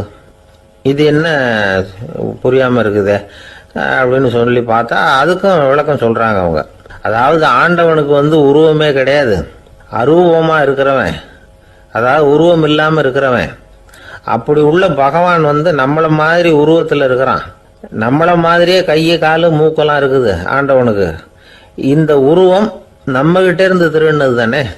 அவன் தன்னுடைய உண்மையான திருமேனியை நமக்கு காட்டாம, அதாவது தரிசனம் கொடுக்காம இருக்கிறது கள்ளத்தனம் தானே. அதனால்தான் இதுவும் ஒரு பெரிய திருட்டு, இருக்கிறதுலேயே மிகப்பெரிய திருட்டு அப்படிங்கிறார். என்கிட்ட பேசிக்கிட்டு இருந்தார், இந்த விஷயம்லாம் சொல்லிட்டு இருந்தாரு இந்த பெரியவர். அதாவது திருட்டை ஆன்மீக நோகத்துல அவர் பார்க்கிறார். நம்ம பார்வையில இதை விட அபூர்வமான திருட்டுலாம் இங்க உண்டு, அபூர்வமான திருடர்களும் உண்டு. ஒரு திருடன் சிறையிலிருந்து விடுதலையாகி வெளியில போனான். கொஞ்ச நாள்ல மறுபடியும் திரும்பி ஜெயிலுக்கு வந்துட்டான். அப்போ சிறை அதிகாரி அவனுக்கு அறிவுரை சொன்னாராம். ஏன்பா இப்படி அடிக்கடி தப்பு பண்ணிவிட்டு ஜெயிலுக்கு வந்துடுறிய, உனக்கு சொந்த பந்தம் எதுவும் இல்லையா? உனக்கு அப்பா அண்ணன் தம்பிகள் அவங்க கூட எல்லாம் சேர்ந்து வாழணுங்கிற ஆசை இல்லையா அப்படின்னு கேட்டிருக்கார். அவங்களோட சேர்ந்து வாழணுங்கிற ஆசை எனக்கு நிறைய உண்டுங்க சார் அப்படின்னு அவன். அப்புறம் எதுக்கு இப்படி ஜெயிலுக்கு வந்துடுற அப்படின்னாரான் அவரு. அவங்க எல்லாருமே இங்கே தானே சார் இருக்காங்க அப்படின்னு அவன். ஒரு ஊர்ல ஒரு துறவி இருந்தார், புத்த சமய துறவி. அந்த ஊர் மன்னன் அவரை பத்தி கேள்விப்பட்டிருக்கான். ஒரு நாள் புறப்பட்டு போனான், துறவியின் பாதங்களை தொட்டு வணங்கினான். அதுக்கப்புறம் சொன்னான், ஐயா நான் உங்களை அரண்மனைக்கு அழைச்சிட்டு போறதுக்காக வந்திருக்கிறேன், இனிமே நீங்க இங்க எதுக்கு இருக்கணும் அப்படின்னானா. அவன் மனசுக்குள்ள என்ன நினைப்புன்னா, இவர் எங்க வர போறாரு, நான் ரொம்ப எளிமையானவன், எனக்கு எதுக்கு அரண்மனை வாசம்னு சொல்லி விடுவார் அப்படின்னு நினைச்சிருக்கான். ஆனா அந்த துறவி என்ன பண்ணார் தெரியுமா? அப்படியா, சரி போகலாம், வா போய் உன் ரதத்தை கொண்டுட்டு வா, அரண்மனைக்கு போகும்பொழுது அதுக்கு தகுந்த மாதிரி ஆடம்பரமா போகணும் அப்படின்னு விட்டாரான். துறவி இப்படி சொன்னதும் அந்த மன்னனுக்கு மனசுக்குள்ள சந்தேகம் வந்துட்டுது. இவர் உண்மையிலேயே துறவி தானா, ஏமாத்து பேர் வழி மாதிரி தெரியுதே அப்படின்னு நினைச்சிருக்கான். இருந்தாலும் இனிமே என்ன பண்றது, சொல்லியாச்சு. ரதத்தை கொண்டுட்டு வந்தான். துறவி ஏறி உட்கார்ந்தார். பக்கத்துல ராஜா, அவரு ரொம்ப உற்சாகமா வரார். இவன் ரொம்ப சோர்ந்து போய் வரான். துறவி மரத்தடியிலேயே வாழ்ந்து பழக்கப்பட்டவர், அரண்மனையில எளிமையா ஒரு இடத்துல உட்காந்துக்குவார் அப்படின்னு நினைச்சான். ஆனா அப்படி இல்லை. அரண்மனைக்கு வந்த உடனே அந்த துறவி அதை கொண்டுட்டு வா இதை கொண்டுட்டு வான்னு சொல்லி உத்தரவு போட ஆரம்பிச்சுட்டார். அரண்மனையில இருந்தா அரசனை மாதிரி இருக்கணும் அப்படிங்கிறார். ராத்திரி பூரா சௌரியமா தூங்கினார். பகல்ல அரண்மனை தோட்டத்துல உலாவ வேண்டியது, நீச்சல் குளத்துல குளிக்க வேண்டியது, இப்படியே பொழுது போக்கிட்டு இருக்கிறார். அந்த அரண்மனையில துறவி மகிழ்ச்சியா இருக்கிறார். மன்னனால அப்படி இருக்க முடியல. அவருக்கு எந்த கவலையும் இல்லை, இவனுக்கு அரசாங்க கவலைகள். துறவி அப்படி இருக்கிறத இவனால தாங்கிக்க முடியல. ஒரு நாள் அவர்கிட்டே போய், நான் உங்ககிட்ட கொஞ்சம் பேசணும் நானா. துறவி பார்த்தார். நான் இந்த அரண்மனைக்கு வரும்பொழுதே நீ என்னமோ என்கிட்ட கேட்கணும்னு நினைச்ச, ஏன் கால தாமதம், நீ அனாவசியமா உன்னையே தொந்தரவு பண்ணிட்டு இருக்கிற, நீ கவலையாக இருக்கேங்கிறது எனக்கு புரியுது. நான் மரத்தடியில் இருந்தப்போ கூட என்னை அடிக்கடி வந்து சந்திச்சுக்கிட்டு இருப்பேன், ஏதாவது விளக்கம் கேட்கறது உண்டு. இங்கே வந்த பிறகு என்னை சந்திக்கிறது கூட அபூர்வமாக போயிட்டுது. நீ இப்போ என்ன கேட்க போறேங்கிறது எனக்கு தெரியும், இருந்தாலும் கேளு அப்படின்னாராம். வேற ஒன்றும் இல்லைங்க, இப்போ உங்களுக்கும் எனக்கு என்ன வித்தியாசம்? 2 பேரும் அரண்மனையில் தான் இருக்கிறோம். நீங்கள் மகிழ்ச்சியாக இருக்கிறீங்க, நான் அப்படி இருக்க முடியல. இவ்வளவுக்கும் நீங்கள் முன்னாடி இருந்தது மாதிரி இல்லை. தினமும் தங்க தேர் கேட்குறீங்க, உயர்தரமான ஆடைகள் அணியிறீங்க, சுவையான சாப்பாடு. இப்படி இருக்கிறப்போ உங்களுக்கும் எனக்கு என்ன வித்தியாசம்? இதுதான் மன்னனுடைய கேள்வி. இதுக்கு பதில் சொல்றேன், என் கூட புறப்பட்டு வா, இந்த நகரத்துக்கு வெளியில போவோம் அப்படின்னு சொல்லி அரசனை கூப்பிட்டுக்கிட்டு ஊர் எல்லைக்கு வந்து சேர்ந்தார் துறவி. அங்க போய் சொன்னார், இதை பாருப்பா, இந்த இடத்த தான் தேடிட்டு இருந்தேன். இனிமே நான் வந்து திரும்பி வர போறதில்ல. நீ என்னோட வர்றியா திரும்பி போறியா அப்படின்னார். நான் எப்படிங்க உங்க கூட வர முடியும்? என்னுடைய நாடு, என்னுடைய சொத்துக்கள், மனைவி, மக்கள் எல்லாத்தையும் விட்டுட்டு எப்படிங்க வர்றதுன்னா. இப்ப அந்த துறவி சொன்னார், இப்ப வித்தியாசத்தை தெரிஞ்சுக்கிட்டியா? நான் அரண்மனையில் இருந்தேன், எல்லா வித பொருள்களும் உடையவனா இருந்தேன், ஆனா எதையும் சொந்தம் கொண்டாடுறவனா இருக்கல. ஆனா நீ அப்படி இல்லை, எல்லாத்தையும் சொந்தம் கொண்டாடிட்டு இருக்கிற. இதுதான் நமக்குள்ள வித்தியாசம் அப்படின்னு சொன்னார். அரண்மனை ஆடைகளை அப்படியே களைஞ்சார், அரசங்கிட்ட கொடுத்தார். உன்னுடைய ஆடைகளை நீயே வச்சுக்கோன்னார். அவர் பாட்டுக்கு நடந்து போனார், திரும்பியே பார்க்கல. அரசனுக்கு அப்பதான் தன்னுடைய அறியாமை விளங்குச்சான். இதுல இருந்து நாம புரிஞ்சுக்க வேண்டியது என்னன்னா, இந்த உலகத்துல எத்தனையோ பொருள்கள், அதையெல்லாம் முறையா பயன்படுத்தினா மகிழ்ச்சி. அதை விட்டுட்டு அதுக்கெல்லாம் சொந்தம் கொண்டாட ஆரம்பிச்சா கவலை. நம்ம ஆட்கள் வந்து சொந்தம் கொண்டாடுற விதமே தனி. ஒரு ஆளு இன்னொருத்தங்கிட்ட ஒரு கொடை கடன் வாங்கியிருந்தான், திருப்பி கொடுக்கல. கொடையை கொடுத்தவன் கேட்டான், என்கிட்ட கடன் வாங்கினிய கொடை, அதை கொஞ்சம் திருப்பி தர்றியான்னா. அது உனக்கு இப்போ அவசரமா தேவைப்படுதா அப்படின்னு கேட்டான் இவன். எனக்கு தேவைப்படல, அந்த கொடையை நான் யாருகிட்ட வாங்கியிருந்தேனோ அவனுக்கு இப்போ அது அவசரமா தேவைப்படுது அப்படின்னு அந்த ஆளுக்கு பேச தெரியாது, அவர்கிட்ட கொஞ்சம் எச்சரிக்கையா நடந்துக்கோ அப்படின்னு சொல்றது உண்டு. அப்படின்னா என்ன அர்த்தம்? அவர் இன்னமும் குழந்தையாவே இருக்கிறாரு, இன்னும் பேச்சு வரலன்னு அர்த்தம்? அப்படி இல்லை, அவருக்கு நாகரிகமா பேச தெரியலன்னு அர்த்தம். பேசுறதுங்கிறது மனுஷனால மட்டுமே முடியக்கூடிய ஒரு காரியம். அப்படி இருந்தும் அதோட பெருமையை வந்து அவன் இன்னமும் சரியா புரிஞ்சுக்கலன்னு தான் சொல்லணும். அதனாலதான் அவன் அளவுக்கு அதிகமா வார்த்தைகளை கொட்டி விடுறான். அதுக்கப்புறம் அதையெல்லாம் திருப்பி அள்ள முடியாம கிடந்து கஷ்டப்படுறான். கொட்டுன வார்த்தையை அள்ள முடியுமா? ஒருத்தரை இன்னைக்கு பார்த்து முட்டாள்னு திட்டி விடுறீங்க, நாளைக்கு மறுபடியும் அவர்கிட்ட போய் நேத்திக்கு உன்னை முட்டாள்னு சொல்லிவிட்டேன், அந்த வார்த்தையை திருப்பி கொடு, வாங்கிட்டு போயிடுறேன் அப்படின்னு நான் சொல்ல முடியும்? அவன் கோபக்காரனா இருந்தா நேத்திக்கு அதை வேற விதமா உங்களுக்கு திருப்பி கொடுத்துருப்பான். உலகத்துல எவ்வளவோ ஜீவராசிகள் இருக்கு, அதுக்கெல்லாம் வாய் இருக்குது. அந்த வாயெல்லாம் எதுக்கு உபயோகம்? சாப்பிட்றதுக்காக. ஆனா நமக்கு இருக்கிற வாய் சாப்பிட்றதுக்காக மட்டும் இல்லை, பேசுறதுக்காகவும் தான். பேச முடியலன்னா வாய் இருந்தா கூட அது வாயில்லா ஜீவன் தான். ஒரு பையனை பார்த்து அது வாய் உள்ள புள்ள பொழைச்சிக்கும் அப்படின்னா மற்ற பையன்களுக்கெல்லாம் முகத்துல வாயே இல்லைன்னு அர்த்தம்? அப்படி இல்லை, அந்த பையன் கொஞ்சம் கெட்டிக்காரத்தனமா பேசுவான்னு அர்த்தம். அதனால எப்படி பேசணும் அப்படிங்கிறத நாம முக்கியமா தெரிஞ்சுக்கணும். இதுக்கு 8 விதமான குறிப்புகளை நம்ம பெரியவங்க சொல்லியிருக்கிறாங்க. பேச்சுக்கு 8 அங்கங்கள் உண்டு அப்படின்னு அவங்க சொல்றாங்க. அதெல்லாம் என்னென்ன அப்படின்னா, உண்மை, நன்மை, அன்பு, நிதானம், இனிமை, ஆழம், சமயம் அறிதல், சபையறிதல். இந்த 8 தன்மையும் பேச்சில் இருக்கணுமா. இதையே கொஞ்சம் விவரமா சில பேர் போர்டில் எழுதி வச்சிருப்பாங்க. அதாவது எழுத்துலையாவது அதெல்லாம் இருக்கட்டுமே அப்படின்னு நினைச்சு நீங்க கூட சில இடங்கள்ல இதை பார்த்துருக்கலாம். அதாவது உண்மையே பேசுக, நன்மையே பேசுக, அன்பாக பேசுக, நிதானமாக பேசுக, இனிமையாக பேசுக, ஆழமுடையதாக பேசுக, சமயம் அறிந்து பேசுக, சபை அறிந்து பேசுக, இப்படி எழுதி வச்சிருப்பாங்க. இந்த 8 அம்சமும் சரியா பொருந்தி இருந்தாதான் அது பேச்சு. மற்றதெல்லாம் பேச்சாயிடாது. பேச்சு ஒரு சிறந்த கலை. எல்லாத்தையும் விட பேசாம இருந்தும் பழகணும், அது ரொம்ப முக்கியம். உண்மையே பேசணும். சத்தியத்துக்கு மதிப்பு கொடுக்கறவங்கள தான் சரித்திரம் மதிக்கும். உண்மை பேசினா மட்டும் போதாது, அந்த உண்மையில நன்மை கலந்துருக்கணும். கொலைகாரனுக்கு பயந்துக்கிட்டு ஒருத்தன் உங்க வீட்டுக்குள்ள ஒளிஞ்சிருக்கிறான். அந்த முரட்டு ஆசாமி கையில அறிவாளோட வந்து அவங்க வந்தானான்னு உங்ககிட்ட கேட்கறான்னு வச்சுங்க. உண்மைதான் உயர்வு தரும் அப்படின்னு நினைச்சுக்கிட்டு, ஆமா உள்ளதான் இருக்கிறான், அடுப்பங்கரையில குதிருக்கு பின்னாடி உட்காந்துருக்கிறான், போய் பிடிச்சிட்டு போங்க அப்படின்னு சொல்லுவீங்க? அது நன்மை இல்லாத உண்மை. அதனால பிரயோஜனம் கிடையாது. அதே மாதிரி உங்க பேச்சில் அன்பு இருக்கணும், நிதானம் இருக்கணும், இனிமை இருக்கணும், சிந்தித்து பேசணும், சமயம் அறிந்து பேசுறதும் முக்கியம். அதை பத்தி நமக்கு வேற யாரும் சொல்லிக் கொடுக்க வேண்டியதில்லை. எந்த நேரத்தில் யாருக்கிட்ட எப்படி பேசினா காரியம் நடக்கும் அப்படிங்கிறது நமக்கு நல்லா தெரியும். அது கைவந்த கலை.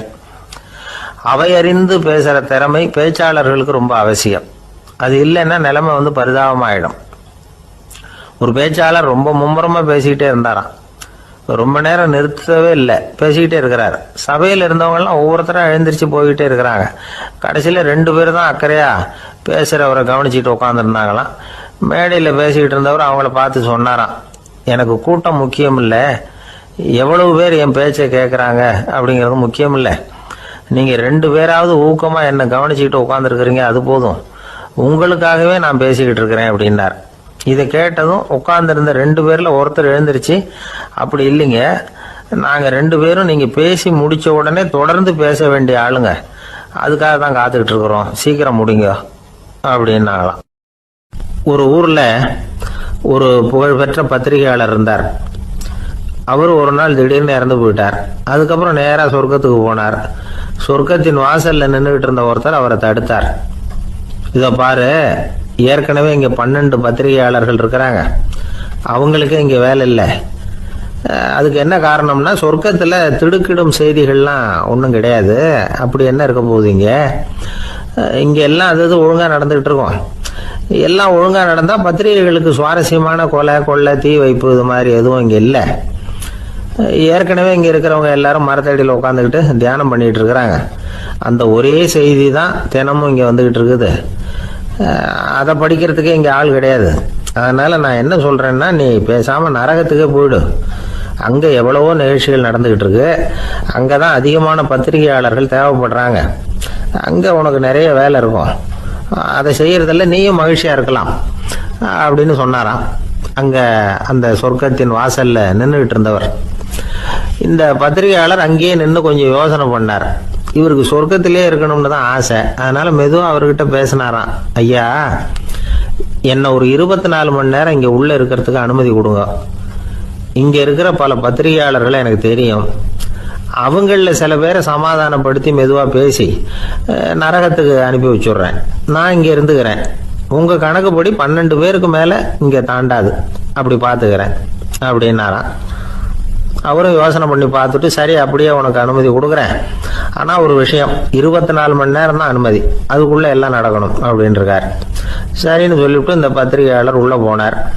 யோசனை பண்ணார், திட்டம் போட்டு ஒரு பொருளையை கிளப்பி விட்டார். சக பத்திரிகையாளர்கள் எல்லாம் கூப்பிட்டு சொன்னாராம், இந்த பாருங்க, நரகத்தில் ஒரு பெரிய தினசரி பேப்பரை கொண்டுகிட்டு வர்றதுக்காக திட்டம் போட்டுக்கிட்டு இருக்காங்க. அதுக்கு பல அதிகாரிகள் தேவைப்படுறாங்க, நிறைய சம்பளம் கிடைக்கும். யார் யாரெல்லாம் நரகத்துக்கு போக ஆசைப்படுறாங்களோ அவங்கெல்லாம் போகலாம் அப்படின்னு ஒரு பொருளையை கிளப்பி விட்டார். 24 மணி நேரம் கழிச்சு வாசல் பக்கம் போனார். அங்கே இருந்தவர்கிட்ட எத்தனை பேர் வெளியேறினாங்கன்னு விசாரிச்சாராம். அப்போ அவர் இவரை, நீ வெளியே போகக்கூடாது, முதல்ல உள்ளதான் இருக்கணும் அப்படின்னு தடுத்தாராம். அப்புறம் சொன்னாராம், நீ சொன்ன செய்தியை கேட்டதும் இங்க இருந்த எல்லா பத்திரிகையாளர்களுமே நரகத்துக்கு போயிட்டாங்கப்பா, உள்ள யாருமே இல்லை, அதனால நீ உள்ளே இருக்கலாம் அப்படின்னாராம். இதை கேட்டதும் இந்த பத்திரிகையாளரே குழம்பி போயிட்டார். ஒருவேளை உண்மையிலேயே நரகத்துல புதுசா பத்திரிகை ஏதாவது ஆரம்பிக்க போறாங்களோ அப்படின்னு அவரே நினைக்க ஆரம்பிச்சிட்டாராம். அப்புறம் சொன்னாராம், ஐயா என்னை விட்டுருங்க, நான் நரகத்துக்கே போயிடுறேன், அங்கே ஏதோ விசேஷம் இருக்கணும் அப்படின்னாராம். இல்லைன்னா இத்தனை பேரும் ஒட்டு மொத்தமாக அங்கே போகிறதுக்கு சான்ஸே இல்லை, என்னை தடுக்காதீங்கன்னு கெஞ்ச ஆரம்பிச்சுட்டாராம். மற்றவங்க நம்பணுங்கிறதுக்காக ஒரு பொருளையை கிளப்பி விட்டார். கடைசியில் தானே அந்த பொருளைக்கு ஆளாயிட்டார். அதாவது பிறரை ஏமாற்றிய அவரது மனம் கடைசியில் அவரையே ஏமாற்ற ஆரம்பிச்சுட்டு பாருங்க. நீங்க இப்படி அடுத்தவங்களை ஏமாத்துறதுக்கு உங்க மனசை பழக்கப்படுத்துறீங்க, ஆனா கடைசியில் அதனால நீங்களே ஏமாற்றப்படுகிறீர்கள் அப்படிங்கிறது பெரியவர்களுடைய புத்திமதி. அதனால உங்க மனசுகிட்ட ரொம்ப எச்சரிக்கையா இருங்கோ அப்படிங்கிறாங்க. நம்ம ஆளுங்க அங்க போய் என்ன சொல்லுவாங்கன்னா, இந்த பாரு அங்க போகாத இங்க போகாதன்னு பயமுறுத்துறது உண்டு. சில பேர் அங்க பேய் இருக்குது, பிசாசு இருக்கு அப்படின்னு பொருளையை கிளப்பி விடுறது உண்டு. இருட்டு நேரம் காட்டு வழியா ஒருத்தன் போய்கிட்டு இருக்கிறான். அங்க பேய் பிசாசு நடமாட்டம் இருக்கிறதாக வதந்தி. இவன் பயந்துகிட்டே வேகமா போறான். காடு முடிஞ்சு மெயின் ரோட்டுக்கு வந்து சேர்ந்தான். அப்பாடா, ஒரு பஸ் நின்றுட்டு இருக்கு தனியா. இருட்டில் லேசா தெரிஞ்சது. ஓடி போய் ஏறி உள்ள உட்காந்துக்கிட்டான். பயந்துக்கிட்டே போனவன் அப்புறம் தான் தெரியுது உள்ள யாருமே இல்லை. டிரைவரும் இல்லை, கண்டக்டரும் இல்லை, வேற யாரும் இல்லை. இவனுக்கு பேய் பயம் அதிகமாக ஊட்டுது. ஏன்னா நடு ராத்திரி. இந்த நேரம் பார்த்து அந்த பஸ் தானே நகர ஆரம்பிச்சுதான். இவனுக்கு இன்னும் பயம் அதிகமாக போட்டுது. ஏன்னா டிரைவர் சீட்டு காலியாக இருக்கு, பஸ் நகருது. இவன் உடம்பு பூரா நடுங்க ஆரம்பிச்சுட்டுது. வீல்னு கத்தலாமான்னு பார்த்தான். அந்த நேரம் பார்த்து அவன் தோளில் ஒரு கை விழுந்துதான். திடுக்கிட்டு திரும்பி பார்த்துருக்குறான். அங்கே டிரைவர்